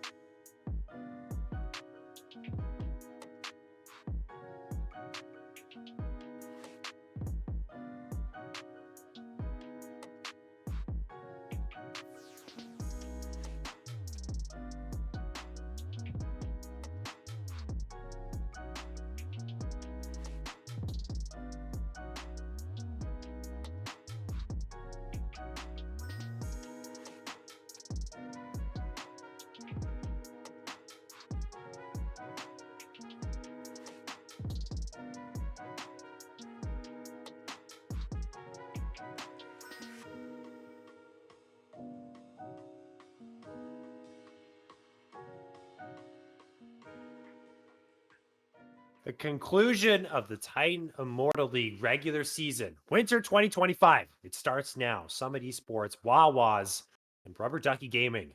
To go in game number 3 here, we had, well, a pretty close game number 1, and the Duckies, they were able to clutch that one up. Maybe a couple of draft mistakes that you and I identified here, Golden God. We had our opinions. Well, anything that we had against the Wawas is just gone from game number 2. They showed up. They were mad. They were angry. They were just like, I can't believe I've lost this game number 1. I'm taking all of my fury out on the Duckies, and that's exactly what happened. We're going to see if they can do that again, or if the Rubber Duckies are going to bounce back, if they can claim themselves the victory. We're heading into the draft here. We're going to see what changes. The sides have swapped. The fearless bands are below. And I'm worried about this jungle pool here for David, because once this Viego ban inevitably rolls through, a lot of champions that he does like to play are kind of off the table here, Golden Gat. Yeah, do you have the AP junglers who have just notably been completely untouched in your back pocket? That's kind of what Fearless is forcing. Do you have the deep enough champ pool, or are you going to fall back on things like Sejuani, which has, notably not been present at all, but, everyone's that plays jungle got a Sejuani to some degree. That's just how it goes. So I'd expect that champion to kind of come through in this game 3, but we're seeing bans pretty much exactly matched in the last couple. Let me reset my camera as I'm completely getting kind of blurry as time goes on. But Rek'Sai is going to be a little bit of an adaptation, so even more focused towards jungle, which I can't remember what their usual ban 3 is going to be, but it's going to be the first pick here for the side of SCW, since they are on that blue side yet again. So there's stuff like the Ashe that's definitely still missing. That could be a very strong first pick, but they're going to go for the Jax, which was a ban that was dropped in this one. So definitely going for a bit more carry performance on the top side. Could technically get flexed in the jungle. We've seen it a couple times here and there, but it's going to be Gwen, so another champion that could technically get flexed, especially with the potential of a Jax jungle. That's actually a pretty good matchup, because both of these junglers are just going to want to farm. That's just how it goes. So we'll have to see what they end up doing. But What's flash like a mirage? Instead, it's Misfortune and Ashe, and Nocturne getting locked in. We were under paranoia, I guess. Yeah, we'll have to get schizo checked or something, because we got new champions. Schizophrenia is crazy. Everyone in chat's like, what the hell are they talking about? I don't know. We got new champs on our screen, though the Ashe did come through. I was gonna say, honestly, to go Jax off rip into a Gwen would be kind of crazy here. But there's Ashe Braum. That's nice. That's a good combination there for Summit Esports, Wawas. And we've got Elise in as well, so they got some playmaking potential. No Orianna to pair with this Nocturne. I'm not a huge fan of Nocturne if it's not with Orianna, but you know what? Aurora is jumping on in. Aurora's going in.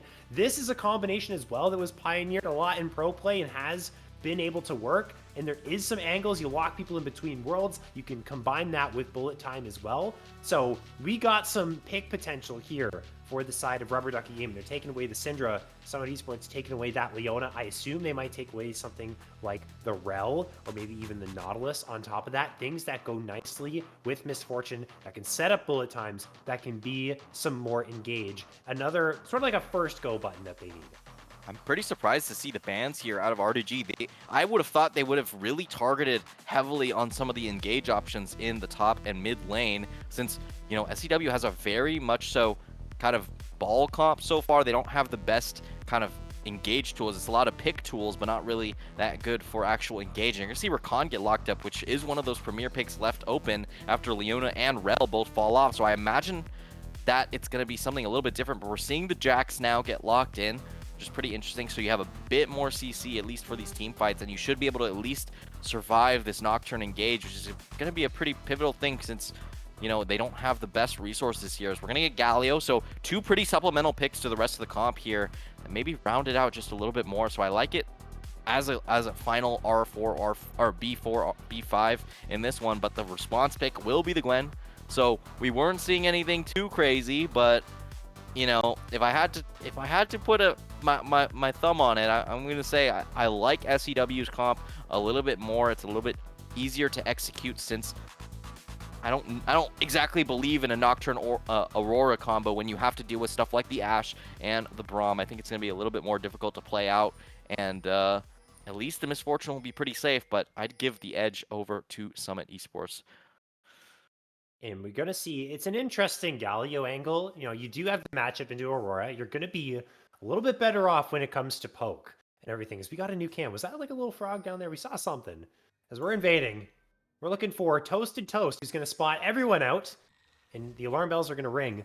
And they're not going to be able to find anything for themselves.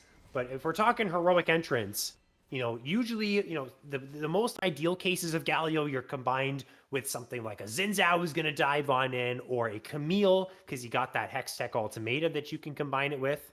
As we get the recam, oh no, it was a snail. I thought it Snail might have been cam. like a yellow frog of some kind, but yeah, we got the snail cam. We've got a lot of cams. We got the duck cam, we got the frog cam, we got the snail cam, we got the whole zoo unlocked here. But back to my original point, Galio is going to be using heroic entrance off of maybe Jax, maybe Braum. Lee Sin's going to be finding weird angles to maybe look for kicks. So I don't know. The actual entry points here for the Galio is something that I'm going to be interested to see once those team fights and those roams end up coming through. Yeah, and also, you know, Paranoia can nullify Galio's True. engaged. Like Yeah. if David is really on it and able to nullify some of those engages, it could be pretty difficult to actually be able to have the Galio join in time before disaster strikes. So gonna need to see some good navigation as far as lane assignments are concerned towards this one as the game kind of goes on. As far as lane matchups go here, we got MF for Khan, not exactly the strongest lane, definitely weaker than the Ash Braum, but should be able to easily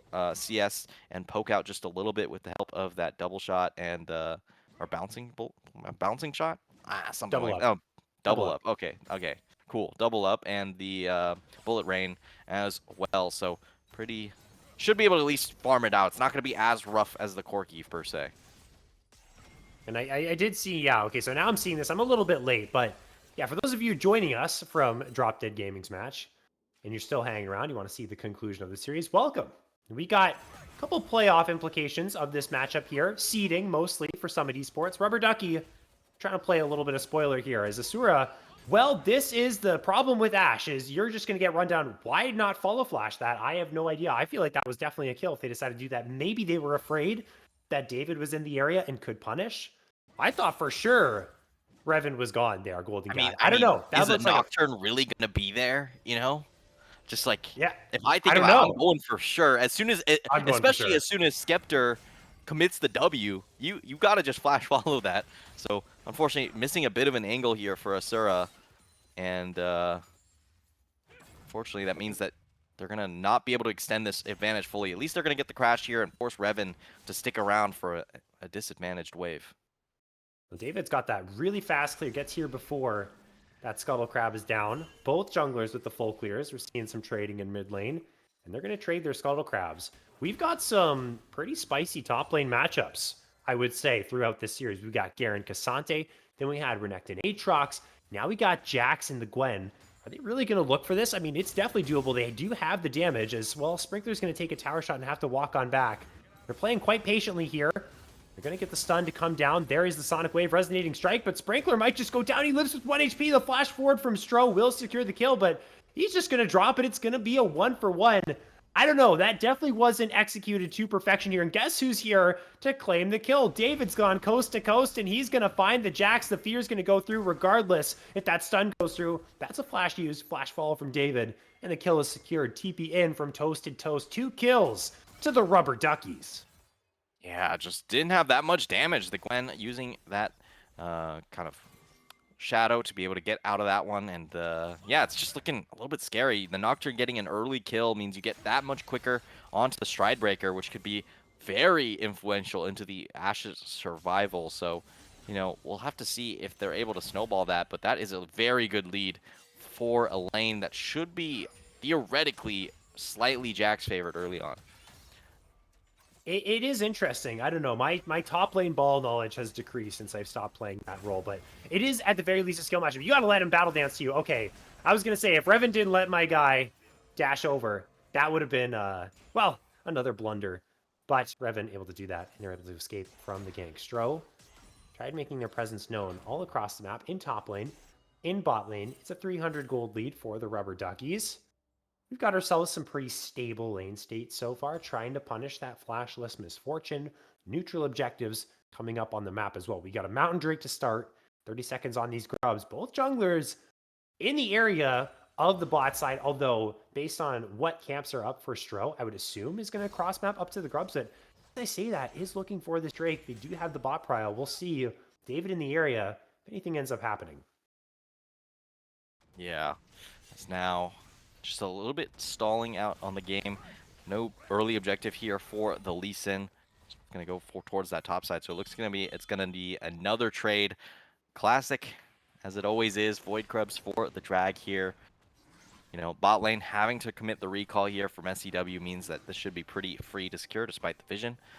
As Lee Sin now goes towards that grubs. I mean, this is just how it goes. I will say Aurora with a nice push in to at least be able to claim up some of that HP on the turret. Actually grabs up a plate as well. So finding some nice free gold on the map and then able to support Nocturne in the effort to take the Drake. So just going to have full control of that. No worries at all as Gwen also pressured out just a little bit. Going to just catch up those waves. So nothing too crazy. Pretty typical sights here for the early game. It's been a good lane phase for iSamuel. Now, not ahead as much CS as they were before that wave actually did crash into Mei Mei's tower. But I'm going to be honest.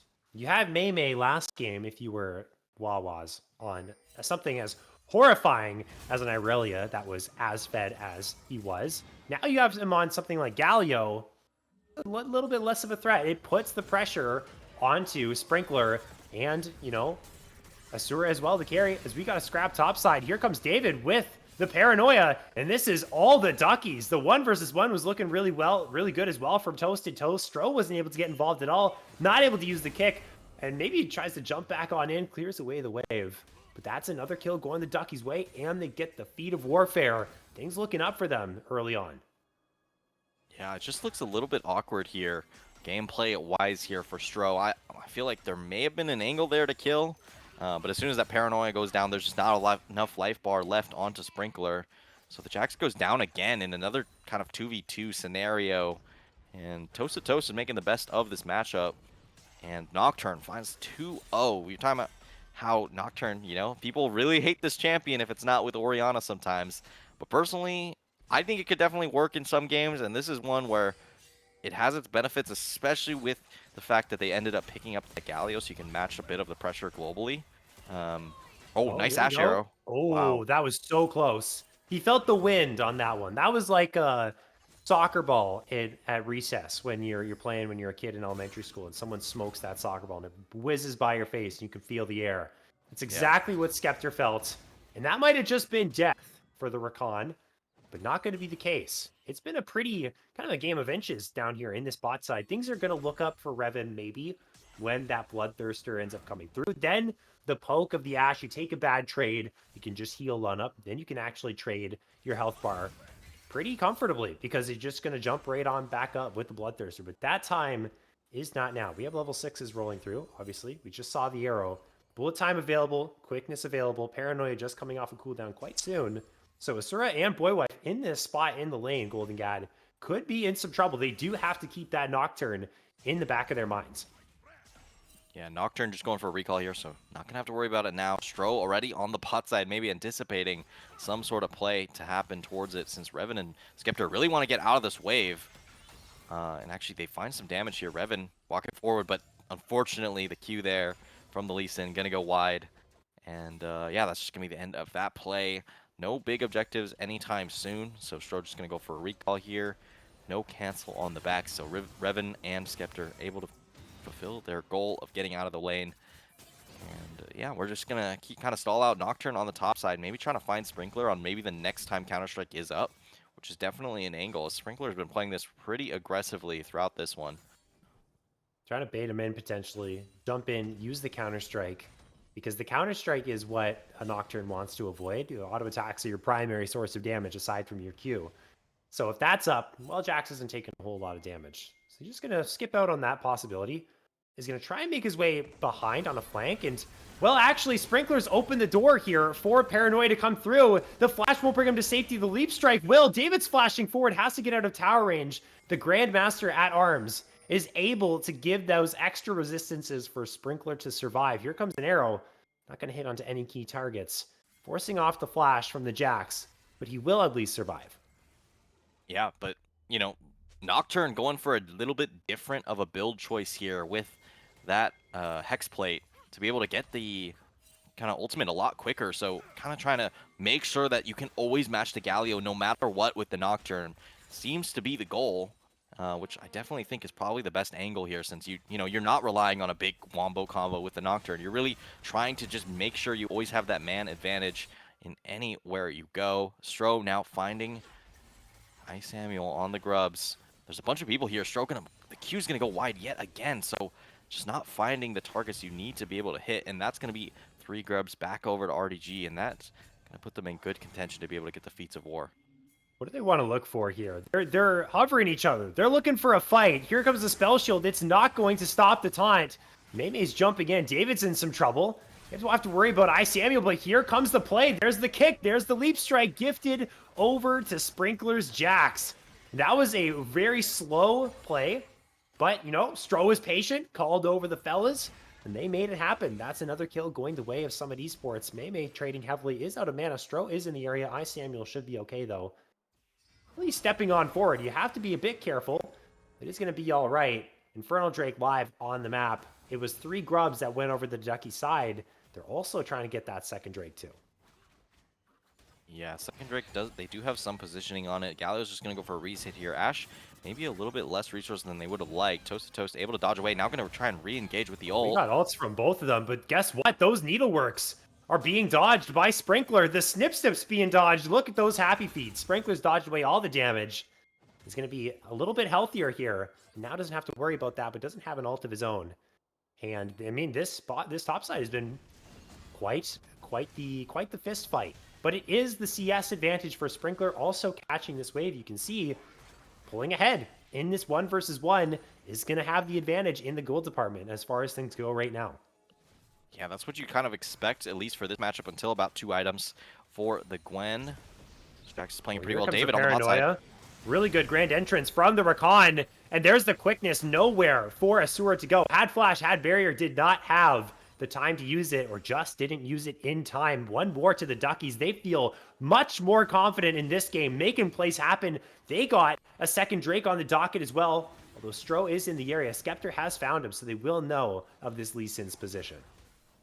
Yeah, looks like they want the grab of the second Drake. This will give them the Feats of Warfare if they actually end up picking it up. Stro does have that ward to get into the pit, and there's not great tools to actually be able to prevent this steal attempt from coming through. The suspense. The suspense. It's like you can see it in slow motion. Stro takes that ward and takes away the Drake. That could be something that happens here. As we'll just have to wait in anticipation. Surprise! We're back. Yeah, it's like schizophrenia from before. I don't know. It's acting up again. That's weird. What are you talking about, Golden Cat? I have no idea what you're talking about. This is we don't have no. I wouldn't say that. No way. Yeah. Just so yeah, maybe we're just tired. Who knows? Yeah, gap in memory. Yeah, we're fine. It's all good. But it is the Drake that went to the Duckies. They got 3 grubs. They've got 2 of those, working their way to stacking those up, and they've looked a whole lot better here, Golden Gad, than they did in game number 2. They've bounced back nicely, so it's good to know that their mental was not completely shattered after what happened in game 2. Yeah, they're definitely looking to pick up the pieces here. They are just about even in gold across the map here, trying to find the engage, and they actually find it. There's the taunt. Stro trying to kick back the Aurora, but thankfully the Between Worlds goes down. The flash was used. Ice Samuel can get to safety. We will be without that summoner spell for the next little bit, as Sprinkler is really winning in these HP trades, is going to use the Grandmaster at Arms. Leap Strike coming off a cooldown. Can't quite close the gap, but is absolutely running this top side. Here comes a heroic entrance. That's going to connect onto David. They're looking for the Nocturne. He uses his paranoia, and he's going to be able to jump right on back in. That kick is not going to do a whole lot, but Ice Samuel is going to drop, and Stro is still alive. The Conqueror's proc. The healing is insane. This Lee Sin, along with the Galio, is the dueling that they need, and somehow the bot lane is here as well. Why is this happening? I don't know. Maymay is asking the same questions as Sprinkler. On the top side, also solo kills Toasted Toast. We've got fights everywhere. An arrow lands, no follow-up. 5-4 the kill score, 2 or 1.5K lead for the Wawas. Very, very strange sequence of events there. They find the initial engage onto Samuel, force out the between worlds, but you know, that's where I thought the play would end, but they just combined to actually find David in the jungle, and somehow, some way, with the help of the Lee Sin passive, able to actually secure that. Jack's just keeping straight on into this turret, just wants to take it down immediately, and with the help of the Counter-Strike, that's going to be the case. As now, suddenly, we were talking Oh my about how even gosh. the game is. He's They're going in 2 3K versus ahead. 1. He doesn't care. Sprinkler knows he's got Boy Wife at least on the flank, as they don't even want to jump in. Skeptor, you got to do something to try and save your AD carry. David's here as well. There's no paranoia. This Jax is unhinged. Low key, man. He's making stuff happen. He's taking towers. He's going 1v2. Sprinkler's unleashed. Yeah, the Jack's really showing up well. I mean, maybe just a little bit of matchup unawareness. Gwen really cannot be fighting a Trinity Force with the Riftmaker. Unless you do very, very long, extended trades. Jax being able to just, you know, leap strike in, empowered auto, walk away is extremely potent in this matchup.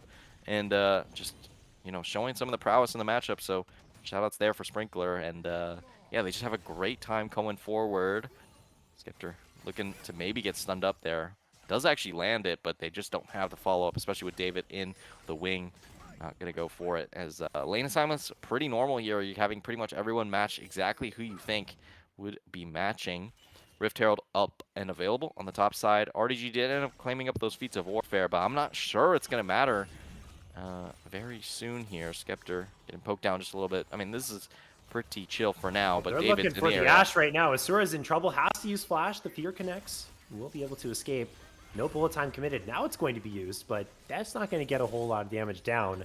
All the meanwhile, Stro is taking the Rift Herald, and Sprinkler, very wisely backing away off of that tower, knows that there's an overloaded amount of Duckies in this bot side that could go for this dive. Is going to concede the tower, not going to give away that 100 gold bounty.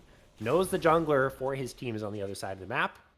We have an eerily similar game to game number 1. It was what looked like the Wawas in control, then things kind of just started to slip out of their hands. But going back to that point, I think they have a lot more tools to actually start fights off. This time, they got the Galio. May's done a pretty good job of syncing up with Stro to start these fights off. Sprinkler is quite strong on the Jax, can look for a flank, can look to just side lane and try and apply pressure there.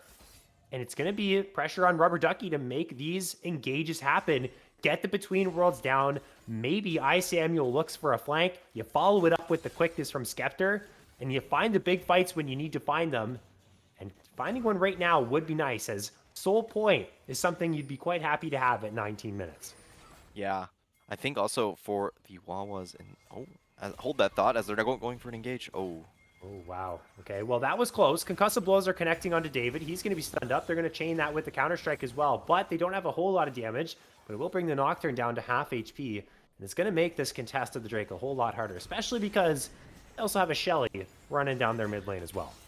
yeah, Aurora trying to poke on the other side just to maybe get some pressure down. They're going to get the Rift Herald charge through. Samuel actually denying the Banana Brush, and I always talk about how important this brush is, in particular for team fights, to actually be able to play out. And Gwen's able to take down the turret on the opposite side with a mismatch of top and mid here. David. You got a 1 versus 1 with the jungler. Stro wanted to jump over the wall, but no one was there to save him. And now the Between Worlds comes through onto 4. This is the team fight that the Rubber Duckies might need. Maymaid TP's in. Sprinkler is going to jump onto Samuel and knock him down. Might have overextended. Does have the Counter-Strike. He's going to take one tower shot and get out what looks like it could be potentially disastrous for the Wawas. Only ends up being a 2-for-1 in favor of the Duckies. Yeah, with bowl time still up, this should be a pretty free Drake for the side of RDG. So very well played there to at least get away from the initial engage. And then a huge Between Worlds does a ton of damage to all the members of SCW. And, you know, we were talking about how it was 3K gold just a second ago, and suddenly it's pretty much even yet again. I was going to compliment SCW about how well they are playing side lanes and how much they respect the fact that you're weak side. I think they do that extremely well, but when it comes to straight up team fights, I think the RDG is actually extremely proficient. They're just going to get this potentially, unless Stro can get on in with the smite. Not going to get it. Jumps out with the ward hop. We've got an enchanted crystal arrow that did not connect because it was spell shielded, but here comes the big engage from the Wawas. Heroic entrance over the top as well. Big bullet time is going to find good damage, but no kills for the rubber duckies. Samuel trying to jump on out. Sprinkler's getting low. Toasted Toast is in the middle of everyone now. Asura's position has been compromised, and he will fall. Somehow the turnaround is here. 4 versus 3, but Stroh's going to jump back on in and make it a 3 versus 3. The rest of the Wawas in retreat. The soul point, though, went to Rubber Ducky. One more, and they will have themselves the whole Chemtech soul. And that's a really close fight. Both sides fighting tooth and nail.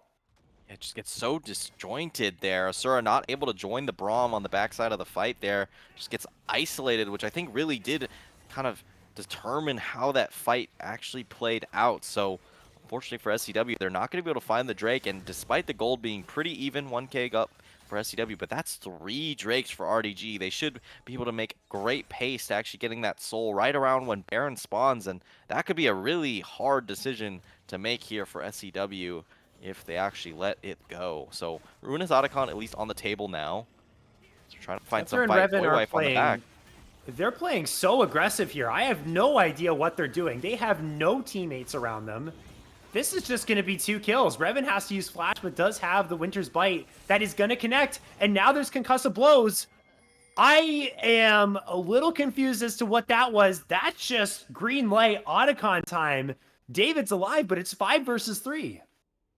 Well, that's definitely one way to, you know, make the game harder for yourself. So unfortunately for RDG, they were looking great with the soul. So now it seems like that is their win condition. They're going to need to play for it because they've given up a pretty big advantage on the map. They wasted some time. They're dropping some waves across the map, and it's not going to be exactly optimal, especially with all the XP and force, adaptive force you're about to get from this Ruinous Otacon for the side of SCW. So when 2 teams are pretty even, those stats make a huge difference.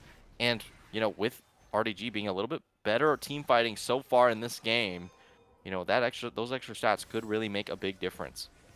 That's a 2-level lead for Mei in the mid lane. Say that 10 times fast. Mei in the mid lane. Or how about the full name? Mei. Yeah, Mei in the mid lane. 2-level lead over Samuel. And that's, yeah, like you said, huge difference. You can already see they're reaping the fruits of their labor right there. Getting those 2 kills and being able to knock down that Ruinous Otacon, which won't provide them with the extra added buff, which is the extra effectiveness to those neutral objectives. I mean, it will with the grubs, but the actual Drakes themselves are going to have to start collecting some for themselves to actually start to make use out of that. So at least for Rubber Ducky, that half of the Ruinous Otacon isn't going to be utilized as well. But yeah, critical mistake. They're behind in gold, but it's not insurmountable by any means. 2,000 is not something to really kind of say, oh my gosh, the game is over. They still got a lot of avenues to play. They're almost 3 items on their misfortune. You might look to try and find a pick here onto Sprinkler, who is kind of realizing something's up and is going to back on away. Yeah, able to just get away from that one now. Just sitting on that top side under that turret. It's going to be very difficult to actually find an engage if, you know, SCW plays this pretty carefully. Skeptor in a position that you could potentially go for it. You know, their engage range is extremely long compared to some other team comps here with the help of the Nocturne Aurora Rakan. I think that's a pretty potent 1+1+1 in at least finding the dive. So they should have at least a bit easier time. But, you know, there hasn't really been a good scenario to be able to play out these bullet times. You know, Revan found one, but that's pretty much of their own volition. It wasn't really any combo-worthy moments. The Rakan really is the only setup. And, I mean, you know, you've seen Rakan. He's like 2 screens away. That's just how it goes. So, yeah, the combo is not exactly the best here, but with the gold lead that Revan's gotten, even just autoing is extremely potent. I'm really interested by Asura's build. You got the Yuntal for crit, and then Trinity Force for some on-hit damage, and also we haven't seen Trinity Force on Ashe in a long time. So this is definitely one that's well, it's unique, to say the least. His Boywife has found a couple members from Rubber Ducky, and I only say this because I wonder how much this is actually going to hurt the damage department of Wawas, because if you're going to build the crit, you may as well fully index into that crit, and kind of, instead of splitting your build here, as they're going to look for the Enchanted Crystal Arrow. Revan's going to cleanse that one away. We got Drake coming up, potential soul availability for Rubber Ducky Gaming here in the final matchup, final streamed matchup, that is, of our Titan Immortal Winter regular season. Rubber Ducky trying to play spoiler here in this game to a second seed as we're going to kick this fight right off. It's going to go down onto the Paranoia. They're looking for the backline. We got pandemonium happening inside of the pit, but Sprinkler has absolutely wreaked havoc in the backline and has been able to take down Revan, and the entire rest of the fight is just being smoked here from the side of the Wawas. They annihilate everyone. They take the dragon. The only survivor is Skeptor. And that just went completely awry for Rubber Duckies. That's going to be the Baron on top of it as well. I cannot believe Asura lived for that long. There were 3 people on top of him for so long. But unfortunately, most of the damage from Ice Samuel and Revan just wasn't there because Revan was getting soloed on the backside. And then, now you got to deal with Ice Samuel walking through this Jax to try and rejoin, able to finally scrape up that kill. But still, what a good performance here from Sprinkler to at least find Revan, who has been looking as the one power point on the side of RDG. No Baron shenanigans should mean that they should just secure this one and put themselves in a great position. 5k gold up with the bonus of having a 25% stat bonus from the Otacon. That was the play that they wanted. That's the play they needed. And that's what they got. And now, what can they do with this? They might be able to throw Sprinkler into a side lane, go 1 versus 1 against Toasted Toast. Everyone grouped up mid lane for that 4-1. They could go 1-3-1 with Mei in the side lane as well, who, by the way, has also played a fantastic game on the Galio.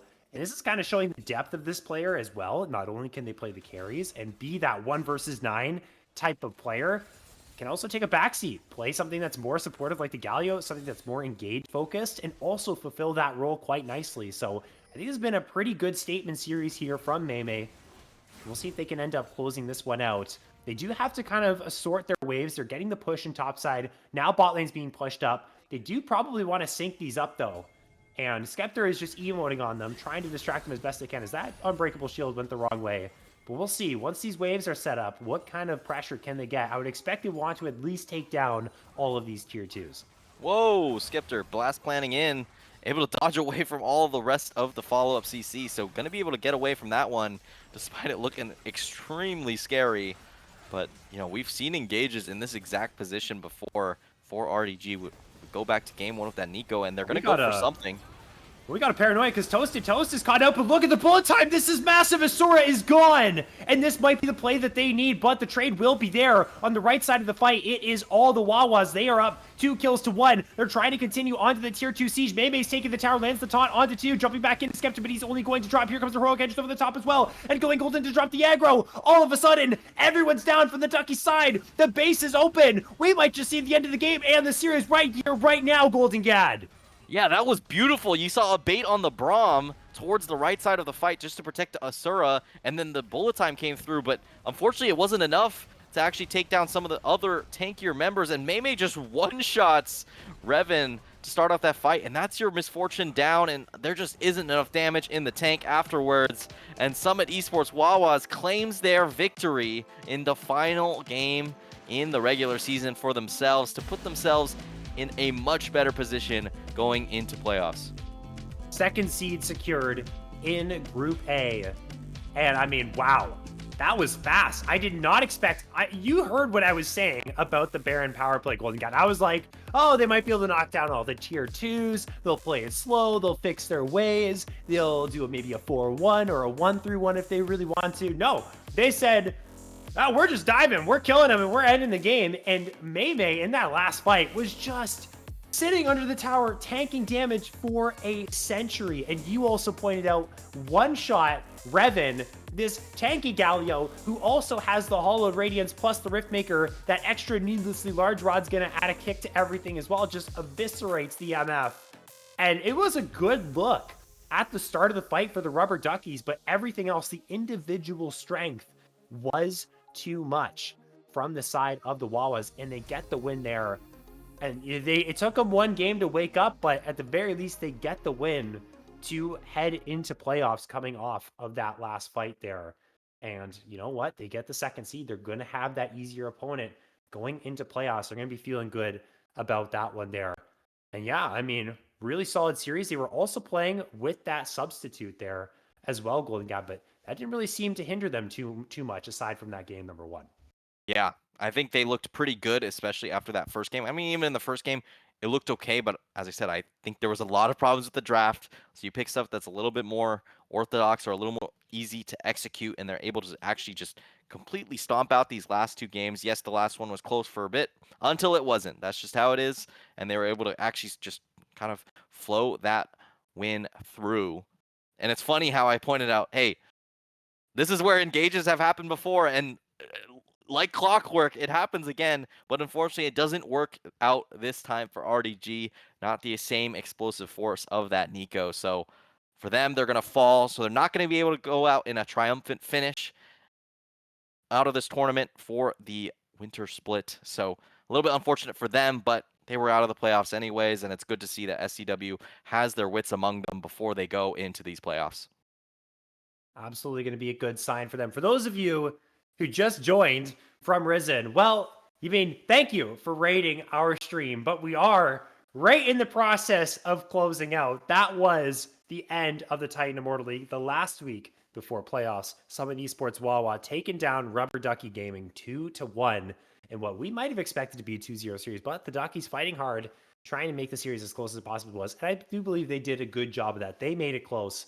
And they went out without at least getting 2-0, which I guess you can consider as a win in their book. But that's going to do it for us tonight at Titan Esports. I'm Ferris. That's Golden Gad. Make sure you go and get your Titan Esports merch. FOFesports.com/Titan. It's good stuff. Go ahead and go and grab that. Thank you to Wookie and Golden, who are our producers for the night. Have a fantastic week, everyone. And we will see you next time. It will be Slayer and Quacks covering the quarterfinals of playoffs when they begin. Take care, everyone. Have a good one.